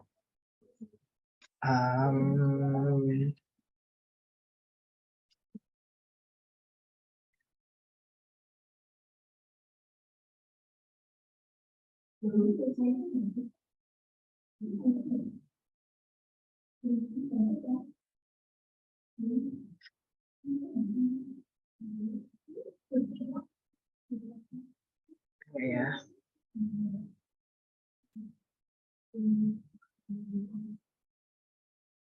Oke, yang ini kelihatan nggak? Gambarnya kelihatan nggak teman-teman?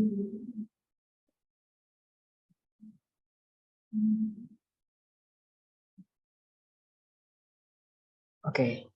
Nah, tadi di soal nih ada beberapa pilihan yang ditanyakan adalah sedimen yang terkumpul dan membentuk unggungan pada pinggiran lempeng yang tidak menunjam pada zona subduksi, itu disebut sebagai kira-kira apa nih di sini? Nah, ada accretionary wedge, ada trench atau palung, terus ada forward arch, ada back arch atau arch itu busur. Jadi ada busur belakang, ada busur depan, ada daerah vulkanik. Jadi yang paling tepat sebenarnya adalah ini dari wedge. Nah, kalau di Indonesia sendiri ada sebenarnya terutama di Sumatera. Di Sumatera kan ada tuh pulau-pulau kecil yang di pinggiran Sumatera, di bagian baratnya Sumatera, kayak Pulau Kepulauan apa sih namanya yang di sekitar situ? Ini, bentar ya, kita buka Google Maps.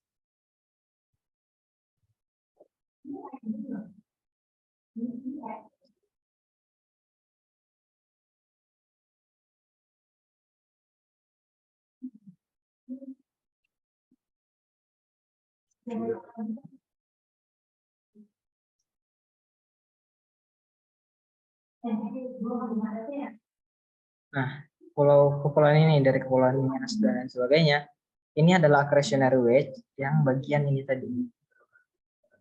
Bagian atau sedimen yang timbul akibat dari adanya lempeng, tabrakan antara lempeng benua dan lempeng samudra tadi. Nah, pulau-pulau yang ini nih yang disebut sebagai accretionary wedge. Jadi jawaban yang tepat untuk nomor 28 itu adalah prisma akresi atau accretionary wedge. Yang jawaban nomor B. Oke, terus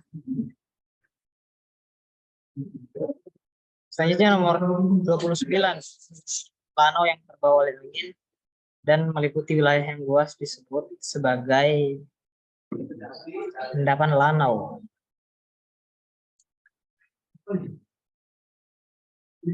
Ada yang jawab C, ada yang jawab B.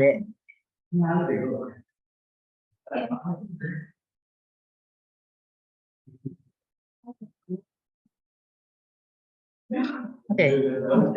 Untuk nomor 29 yang ditanyakan adalah endapan lanau. Lanau itu partikelnya kan ada liat, lanau, lempung, pasir, kerikil, kerakal, bongkah, dan seterusnya itu kan berdasarkan ukuran batuan. Sedangkan yang ditanyakan adalah endapan lanau.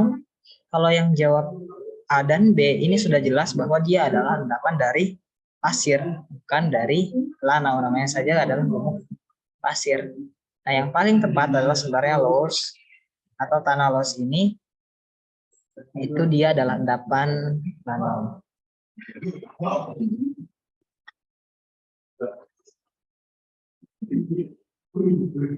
Oke. Gimana nomor 29?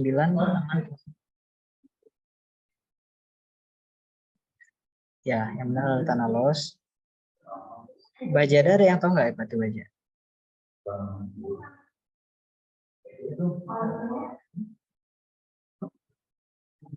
Bajada itu kalau kalian lihat perhatiin tadi alluvial vein itu bagian atau kumpulan dari beberapa alluvial vein itu disebut sebagai bajada.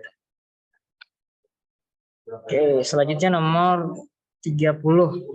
Perbedaan antara sesar atau fault dengan kekar join pada batuan itu dari segi apa? Apakah dia tenaga tektonik, kekar itu dari vulkanik, sesar itu melibatkan batuan, kekar tidak melibatkan batuan, sesar tenaga endogen, kekar eksogen, sesar tidak menimbulkan gempa, kekar menimbulkan gempa, atau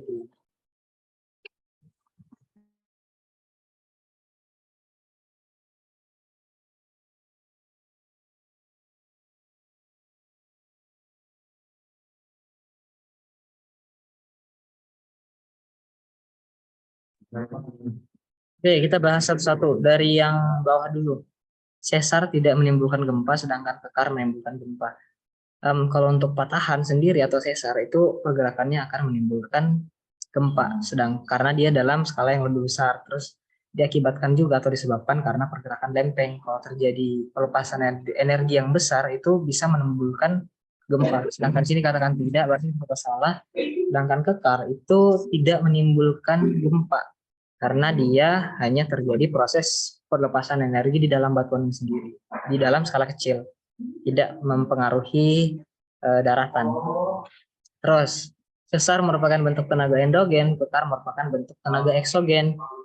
Ya, ini hampir benar sebenarnya, tapi kekar dan sesar itu sama-sama dipengaruhi tenaga endogen, walaupun nantinya mereka akan terpengaruh juga oleh tenaga eksogen. Jadi masih kurang tepat. Terus, sesar melibatkan fraktur pada blok batuan. Fraktur itu maksudnya adalah rekahan pada blok batuan, sedangkan kekar itu tidak melibatkan fraktur pada blok batuan.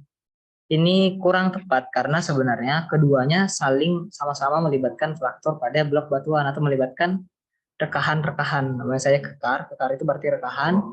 mana mungkin tidak melibatkan fraktur dalam batuan. Terus yang A, sesar merupakan bentuk tenaga tektonik, kekar merupakan bentuk tenaga vulkanik. Itu ya hampir benar, tapi masih kurang tepat, hampir sama kondisinya dengan pilihan D ini. Dan yang paling tepat itu adalah yang B, sesar itu adalah melibatkan pergerakan blok batuan, sedangkan kekar tidak melibatkan pergerakan blok batuan. Maksudnya blok batuan, ada satu batuan dengan akumulasi yang besar atau yang lebih luas itu bergerak kalau di sesar, sedangkan kalau di kekar itu tidak melibatkan pergerakan blok batuan. Gimana? Suaraku masih jelas nggak, teman-teman? Oke, sorry ya, maaf banget guys. Oke. Sebenarnya materi geomorfologi itu banyak banget. Ini ada sampai 252 slide, tapi kalau kita bahas sepertinya waktunya tidak cukup. Kita belum bahas tentang geografi pertanian. Kita bakal masuk dulu ke geografi pertanian atau agrikultur.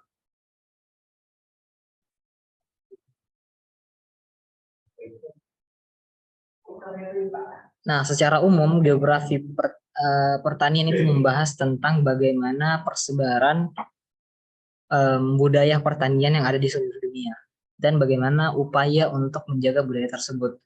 Nah, kalau agrikultur sendiri itu dapat didefinisikan atau dapat diartikan sebagai satu usaha budidaya yang di dalamnya termasuk tanaman dan hewan dengan tujuan untuk mencukupi kebutuhan pangan atau dengan untuk menambah kuantitas dari tumbuhan dan hewan tersebut. Nah, terus ini adalah sejarah dari geografi pertanian. Yang sering kita dengar adalah hunting and gathering atau berburu dan mengumpulkan makanan. Terus terjadi revolusi pertanian pertama, revolusi pertanian kedua, ada Green Revolution, dan ada Evergreen Revolution. Kita bakal bahas satu-satu.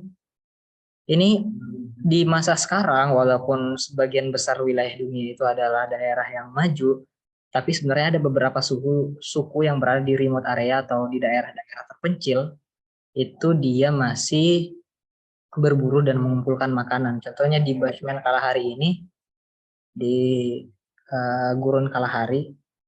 Terus dari sisi kehidupan sosial, dia nomaden, masih berpindah-pindah, tidak ada rumah yang tetap, populasinya dalam kelompok-kelompok yang kecil, populasinya lebih sedikit. Terus hidup di daerah lahan basah yang banyak bersumber air. Kak, pertanian tuh materi kelas berapa?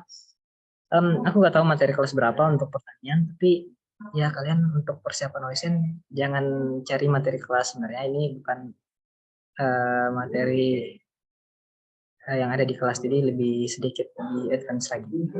Oke, terus kita lanjut lagi. Perkembangan teknologinya lebih lambat karena mereka bisa dibilang tidak punya teknologi yang maju, terutama teknologi yang berkaitan dengan sumber listrik. Mereka tidak punya listrik.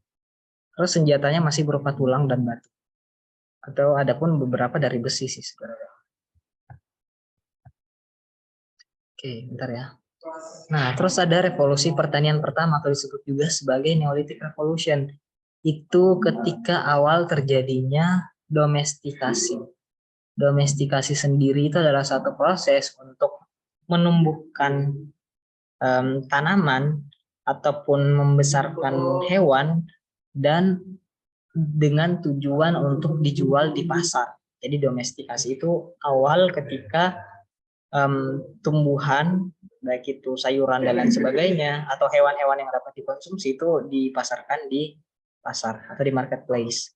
Nah, ini adalah beberapa daerah yang punya budaya domestikasi pertama di dunia, dan yang pertama ada di daerah Mesopotamia, peradaban pertama di dunia, present, terus ada di daerah Sungai Nil, Mesoamerika, Andes, Cina, New Guinea, dan seterusnya. Nah, yang pertama sendiri di sini, di daerah Mesopotamia, ini tempat di mana budidaya pertanian itu dimulai. Ada seleksi bibit atau seed selection, terus dia menghasilkan tanaman yang lebih besar dan lebih banyak, bahkan sampai terjadi surplus gandum dan barley. Terus pertama kali terdapat integrasi antara tanaman pangan dan peternakan. Jadi tanamannya itu digunakan untuk pangan ternak, terus ternaknya digunakan lagi untuk membajak sawah, misalnya untuk membantu budaya pertanian, mengangkut hasil pertanian, dan itu berputar terus-menerus begitu. Ada integrasi antara keduanya. Oke, terus masuk ke revolusi pertanian kedua yang berkaitan juga dengan revolusi industri. Jadi mulai masuk industri-industri atau mesin-mesin, baik itu dari mesin sederhana maupun sudah yang lebih maju ke dalam pertanian. Sebenarnya ini belum terjadi di semua wilayah, jadi ini perkembangan di beberapa wilayah.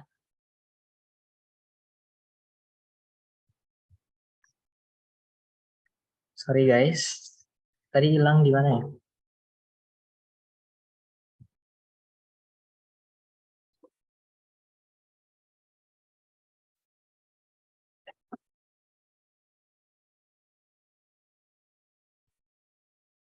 Oke, aku ulangi dari sini, dari Mesopotamia. Dia kan, aku ulang ya, dari Mesopotamia. Oke, dari sini sepertinya tadi hilang. Ini dimulai proses seleksi bibit, terus dia mulai mengintegrasikan antara tumbuhan dan hewan. Jadi hewan itu dimanfaatkan untuk membajak sawah atau membawa hasil pertanian. Terus hasil pertanian bisa juga dibantu untuk pakan hewan dan punya siklus seperti itu. Nah, terus ada revolusi pertanian kedua yang bersamaan dengan revolusi industri ketika sudah ada penggunaan alat dan teknologi untuk pertanian. Jadi ada dua jenis pertanian, sebenarnya ada pertanian subsisten dan pertanian komersil. Kalau pertanian subsisten itu dia bertani atau menanam tumbuhan itu untuk dikonsumsi sendiri. Sedangkan pertanian komersil bertani atau membudayakan pertanian agrikulturnya itu untuk dijual kembali atau dikomersilkan kembali. Nah, ini jenis-jenis pertanian subsisten, ladang berpindah atau shifting cultivation. Ketika dia membuat ladang, menebas hutan misalnya membuat ladang, ketika kesuburan tanahnya sudah hilang, dia berpindah lagi, terus berpindah, dan terus terjadi seperti itu. Nah, ini yang sebenarnya dapat merusak ekosistem, terutama merusak hutannya, karena terjadi penebangan pohon dan lain sebagainya. Terus ada pastoralisme. Nah, untuk pertanian pastoral ini berfokus pada bagian budidaya hewan atau peternakan, misalnya. Nah, dia itu membudidayakan hewan, terutama di daerah yang padang rumput atau di daerah yang lebih kering, yang tanahnya itu tidak bisa digunakan untuk budidaya tanaman. Seperti ini kan daerah yang kering nih, daerah yang lebih kering, jadi dia tidak dapat digunakan untuk pertanian lahan basah misalnya. Terus pertanian komersil secara besar, dia pakai mesin-mesin, dia digunakan untuk menjual kembali hasil pertanian tersebut. Nah, selanjutnya adalah revolusi pertanian ketiga atau Green Revolution. Ini alasan terjadinya revolusi ini itu terjadi karena pertumbuhan manusia atau populasi penduduk manusia itu berkali-kali lipat lebih besar, jadi butuh banyak konsumsi atau butuh banyak kebutuhan pangan. Dan ditemukanlah solusi kalau ternyata kita bisa memanfaatkan pupuk, memanfaatkan alat-alat yang lebih modern untuk revolusi pertanian sehingga hasil pertanian tersebut lebih banyak dan mencukupi penduduk tersebut. Nah, ini Grand Revolution. Kalian bisa lihat dari 1950 sampai tahun 1990 itu terjadi peningkatan sampai 3 dan 4 kali lipat hasil pertaniannya. Nah, untuk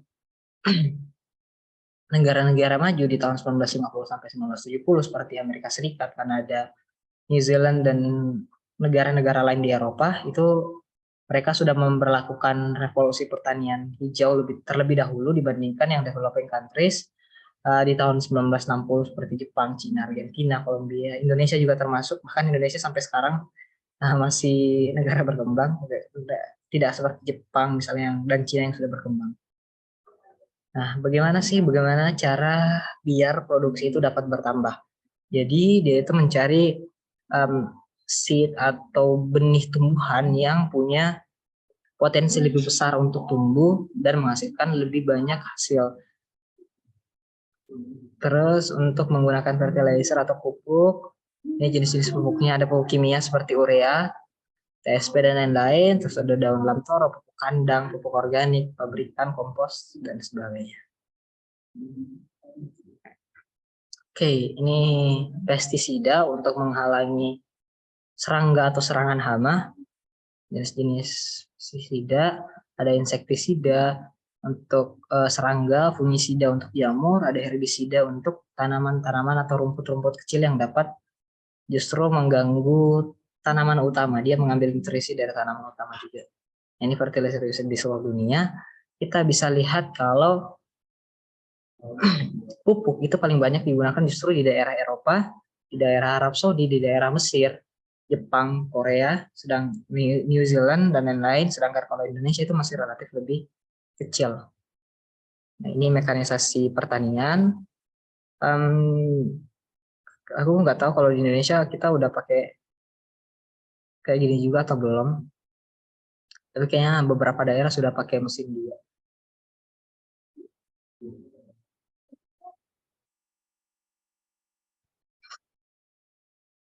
Oke, nggak apa-apa. Ini tadi aku emang belum terlalu ini sih.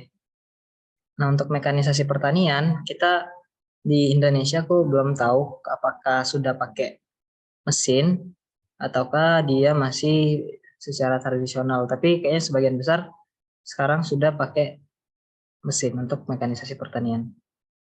Gimana? Masih kepotong-potong sampai sekarang?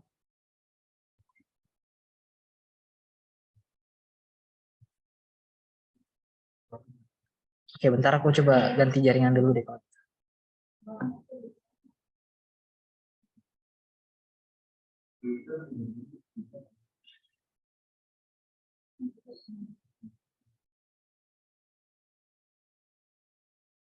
Bentar ya.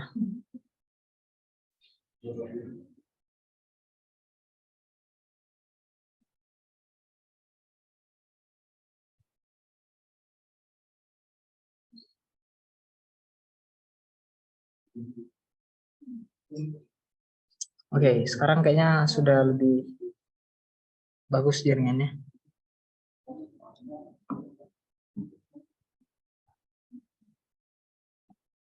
Oke, ini mekanisasi pertanian yang ada di dunia. Kalian bisa lihat Indonesia sendiri masih kecil, tapi ini sepertinya data tahun 2000-an. Sekarang kayak sudah lebih berkembang lagi.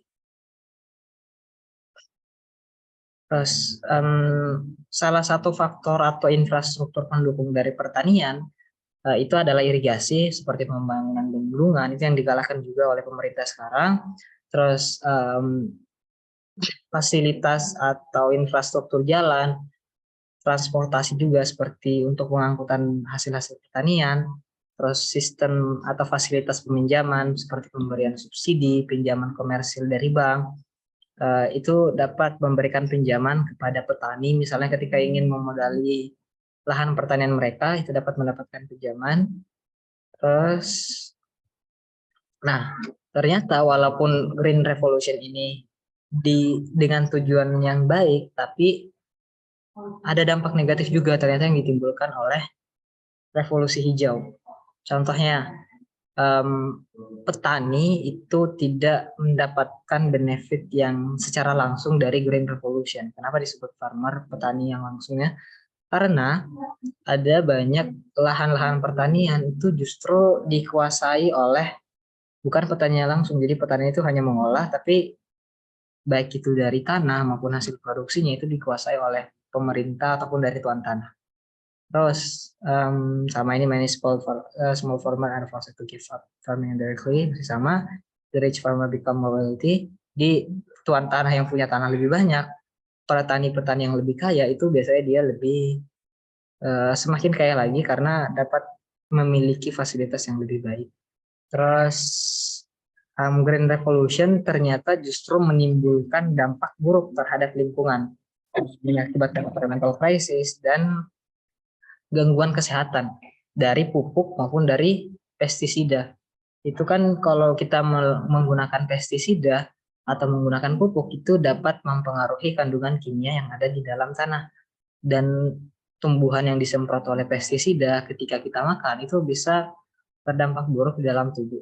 Jadi ya sangat kurang bagus untuk kesehatan maupun untuk keberlanjutan dari sumber daya tanah. Kemarin kita sudah bahas tentang bagaimana sih pentingnya sumber daya tanah tersebut. Terus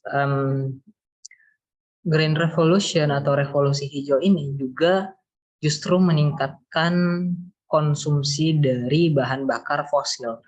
Jadi teman-teman bisa lihat tadi kalau sepertinya belum ada mesin-mesin pertanian yang dimanfaatkan atau yang berasal dari energi listrik. Semuanya masih pakai bensin, tenaga fosil, dan lain sebagainya. Jadi itu justru malah membuat lebih banyak polusi. Nah, yang sekarang dan baru-baru ini dicanangkan juga adalah Evergreen Revolution atau pertanian berkelanjutan. Ada beberapa prinsip, metode, dan praktek yang digunakan. Tentunya yang pertama adalah tujuan dari pertanian tersebut, terutama pertanian komersil, itu dapat layak dan menguntungkan secara ekonomi. Terus secara ekologi dia dapat dipertanggungjawabkan, maksudnya dia tidak berdampak buruk terhadap lingkungan. Secara sosial juga dapat diterima dan berkeadilan, itu berkaitan juga dengan ekonomi. Terus secara budaya sesuai dengan kondisi setempat dan menggunakan pendekatan holistik. Maksudnya satu daerah kan punya budaya yang berbeda terhadap pertanian. Contohnya di Indonesia kita pertaniannya sebagian besar untuk sawah, di daerah lain mungkin pakai gandum dan lain sebagainya. Itu secara budaya. Oke, apakah Evergreen Revolution sudah diterapkan? Iya, sudah diterapkan, tapi di beberapa negara seperti negara dengan pertanian modern seperti ini, seperti Jepang, Belanda, Amerika Serikat, dan Taiwan. Kalau di Indonesia kita ada beberapa sistem seperti sistem ladang, tegal pekarangan, sawah, perkebunan. Kalau bentuk pertaniannya itu tegalan, kadang berpindah, sawah, dan pekarangan. Tapi selain revolusi berkelanjutan, ternyata ada juga yang disebut sebagai revolusi biru, atau salah satu upaya untuk meningkatkan produksi pangan dari laut atau sumber daya laut, itu ikan, karena latar belakangnya kalau kita lihat bumi kita itu 70% ditutupi oleh air, hanya 30% dari tumbuhan, sedangkan produksi makanannya itu 98% justru dari daratan, sedangkan hanya 2% dari lautan atau dari air. Nah, dan populasi penduduk dunia itu semakin meningkat. Ini 2014 7,2, sekarang sudah 8 miliar. Diperkirakan 2050 itu sampai 9 miliar. Itu itulah makanya disebut sebagai aquaculture ataupun penangkapan ikan secara langsung. Tapi yang lebih tepat diterapkan sepertinya adalah aquaculture. Itu salah satu bentuk dari revolusi biru juga. Nah, ini salah satu contohnya, baik itu tangkinya di onshore atau di daerah sekitar daratan dekat dengan lautan, atau dia di offshore, dia di bawah, dan bisa diintegrasikan juga dengan misalnya ini pembangkit listrik tenaga bayu ataupun tenaga gelombang dan lain sebagainya. Dampak positifnya kalian bisa lihat produksi ikan lebih banyak dan lebih besar ukurannya, tetapi dampak negatifnya itu bisa memberikan polusi terhadap lautan atau perairan yang ada di sekitarnya. Kalian kalau pernah dengar tentang kisah Danau Maninjau itu salah satu danau di Sumatera Barat, itu dimanfaatkan untuk pertanian, untuk tambak, untuk pertanian ikan. Nah, dia itu karena saking banyaknya tambak di daerah tersebut, karena pakan-pakan ikannya itu mengandung fosfat, mengandung bahan kimia juga, dia mengendap dan justru malah menyebabkan eutrofikasi. Kita udah bahas tentang eutrofikasi. Dia justru malah menyebabkan eutrofikasi atau merusak perairannya karena terlalu berlebihan. Makanya harus tetap dikontrol juga. Oke, selanjutnya tipe pertanian dunia ada rebel, keselanjutnya kita bakal bahas. Ini kalau untuk negara maju, ini karakteristiknya dia untuk pasar global, teknologi yang digunakan lebih besar. Kalau negara berkembang sendiri untuk biasanya pasar nasional, mekanisasinya masih parsial, sebagian seperti Indonesia, padat karya, masih banyak tenaga kerja. Dan di negara maju itu digunakan riset untuk inovasi pertanian, tapi kalau di kita riset tentang pertanian juga banyak, tapi tidak dimanfaatkan untuk mendukung pertanian. Orang Indonesia itu malah ribet, karena kita menganggap bahwa apapun yang kita tanam di daerah kita atau di tanah Indonesia itu pasti bakalan tumbuh. Itu salah satu mental yang kurang baik, teman. Oke, kita lanjut bahas soal lagi di 10 menit terakhir ini.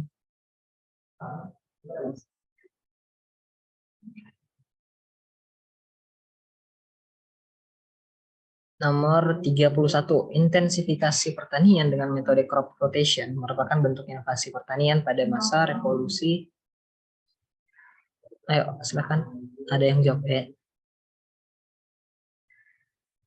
Oke, itu Evergreen Revolution. Ada yang jawab C. Ada yang jawab C. Revolusi pertanian ketiga, revolusi hijau.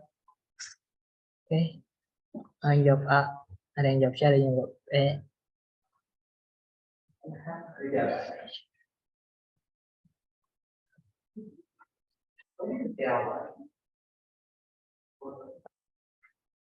Ada yang jawab B. Oke.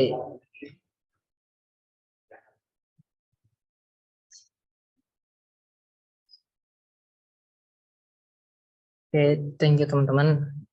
Kalau revolusi pertanian pertama ini sudah kurang tepat, karena tadi revolusi pertanian pertama itu masih domestikasi, tujuan utamanya masih belum terarah dengan jelas, masih untuk dipasarkan. Kalau revolusi pertanian kedua yang berkaitan dengan revolusi industri itu lebih ke mekanisasi pertaniannya. Sedangkan kita lanjut, revolusi pertanian keempat itu sama dengan Evergreen Revolution. Jadi yang lebih tepat sebenarnya adalah revolusi pertanian ketiga atau revolusi hijau. Ini jawabannya sama, kecuali jawabannya bisa dua, mungkin bisa jawab D dan E. Tapi yang paling tepat sebenarnya adalah C. Revolusi hijau, crop rotation. Tapi ada yang berpendapat juga kalau crop rotation itu, ini aku nggak tahu ya, tapi ada yang berpendapat juga kalau crop rotation itu baru muncul di revolusi pertanian keempat, tapi lebih tepatnya sebenarnya di revolusi pertanian ketiga. Nah, selanjutnya tanah yang cocok untuk pertanian sawah. 32. Ini sudah banyak banget yang disebutin tanahnya, ya sebagian besar udah hampir benar. Oke, udah ya. Jadi ya yang paling cocok untuk pertanian sawah itu udah jelas, dia tanah sawah itu butuh banyak air.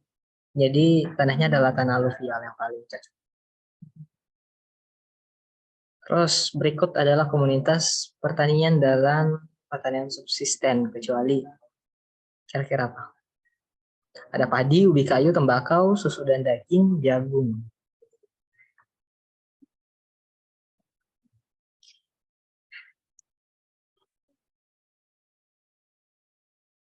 Kayak rata-rata jawab D, ada yang jawab C juga.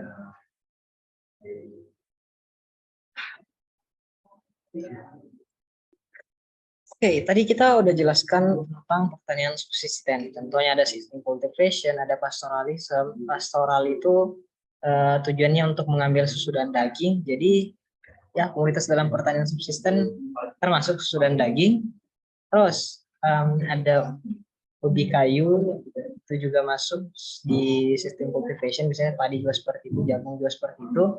Dan yang ditanyakan adalah yang kecuali, berarti kecuali kira-kira di antara 5 komoditas ini yang digunakan untuk sendiri itu atau dikonsumsi sendiri, itu biasanya padi yang dimakan, ubi kayu dimakan sendiri, jagung juga dimakan sendiri, susu dan daging juga. Jadi yang paling tepat adalah tembakau. Tembakau biasanya dijual. Untuk apa? Untuk produksi rokok.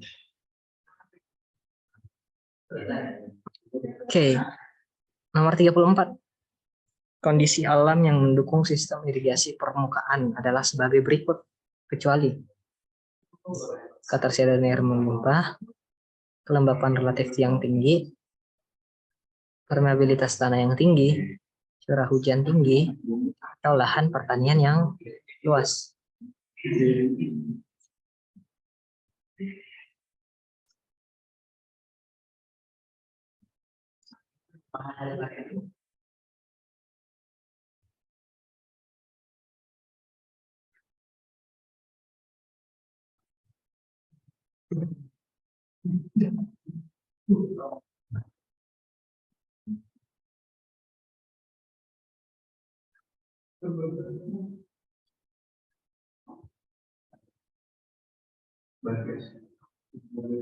Ada yang jawab D, ada yang jawab B.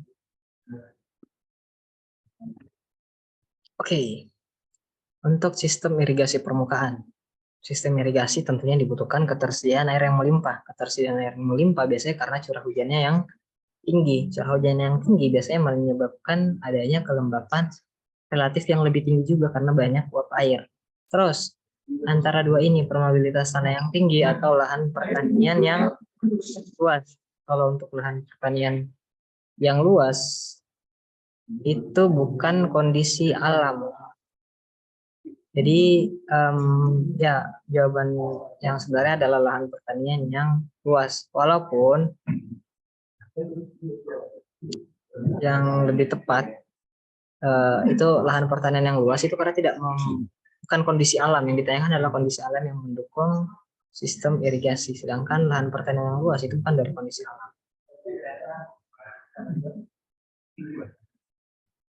Oke, lanjut nomor 35. Pengetahuan masyarakat terhadap sanitasi dan pengolahan bahan pangan merupakan salah satu unsur dalam ketahanan pangan berupa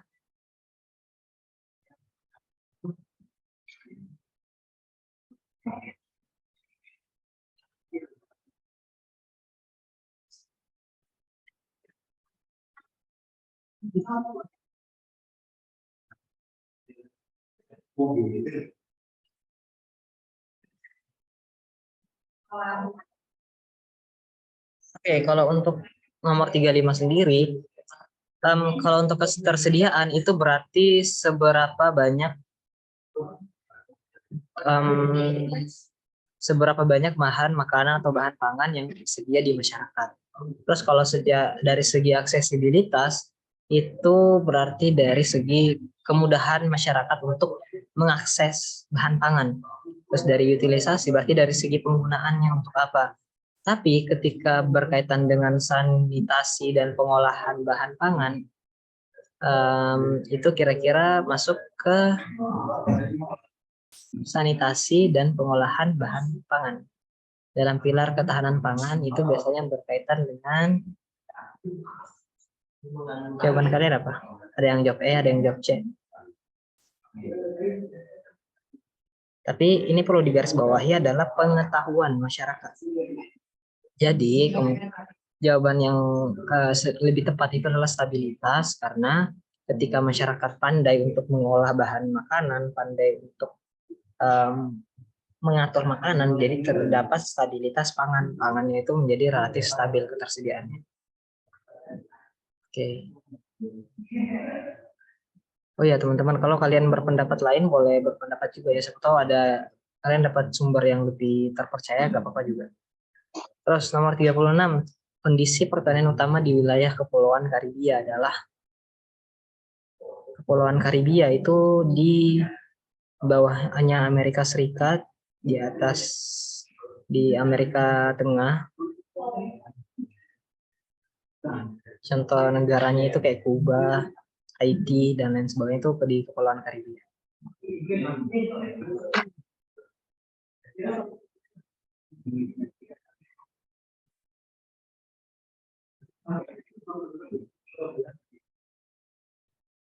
Ada yang jawab C, ada yang jawab A.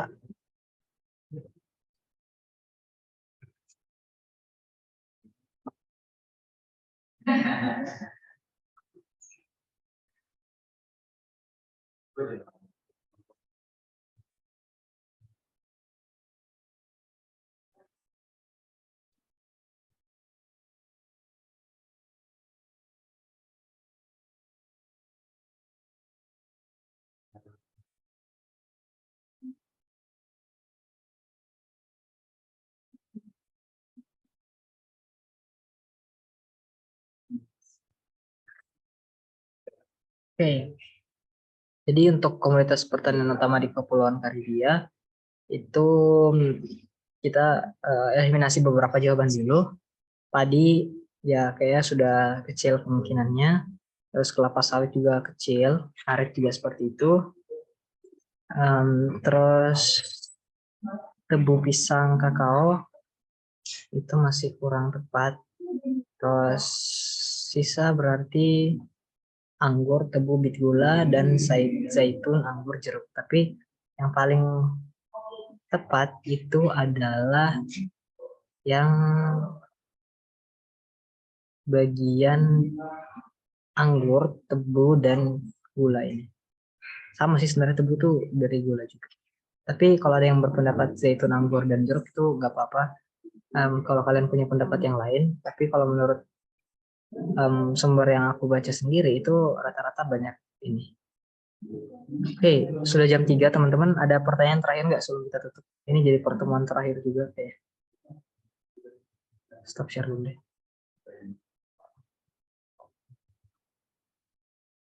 Ada pertanyaan nggak teman-teman?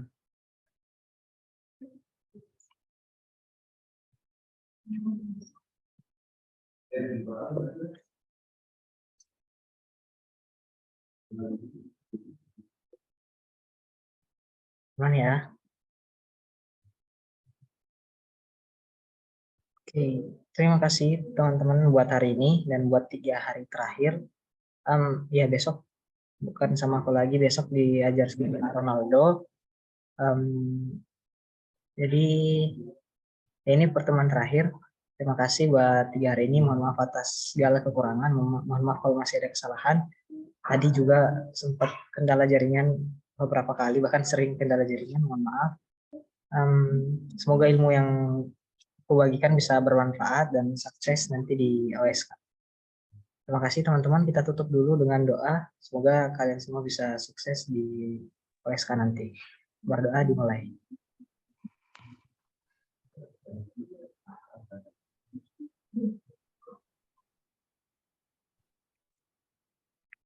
Selesai. Sekali lagi terima kasih teman-teman. Sampai jumpa di lain kesempatan. Siapa tahu nanti doain kalian semoga lolos ke tingkat provinsi sampai tingkat nasional sampai dapat medali lah. Terima kasih. Wassalamualaikum warahmatullahi wabarakatuh. Untuk Waalaikumsalam. dan materi nanti bakal dikirim ya. Makasih Pak Didi. Ya. Besok jam 4 ya adik-adik, jam 4 besok dijadwal Pak Nabil ya dengan Pak Ronaldo besok. Ya, Ya. insya Allah ketemu lagi. Nanti share-nya Pak Nabil di-share aja ya itunya, link untuk rekamannya. Makasih. Iya, baik. Yuk. Terima kasih juga Pak Didi. Monggo. Silakan adik-adik kalau dia mau live, monggo.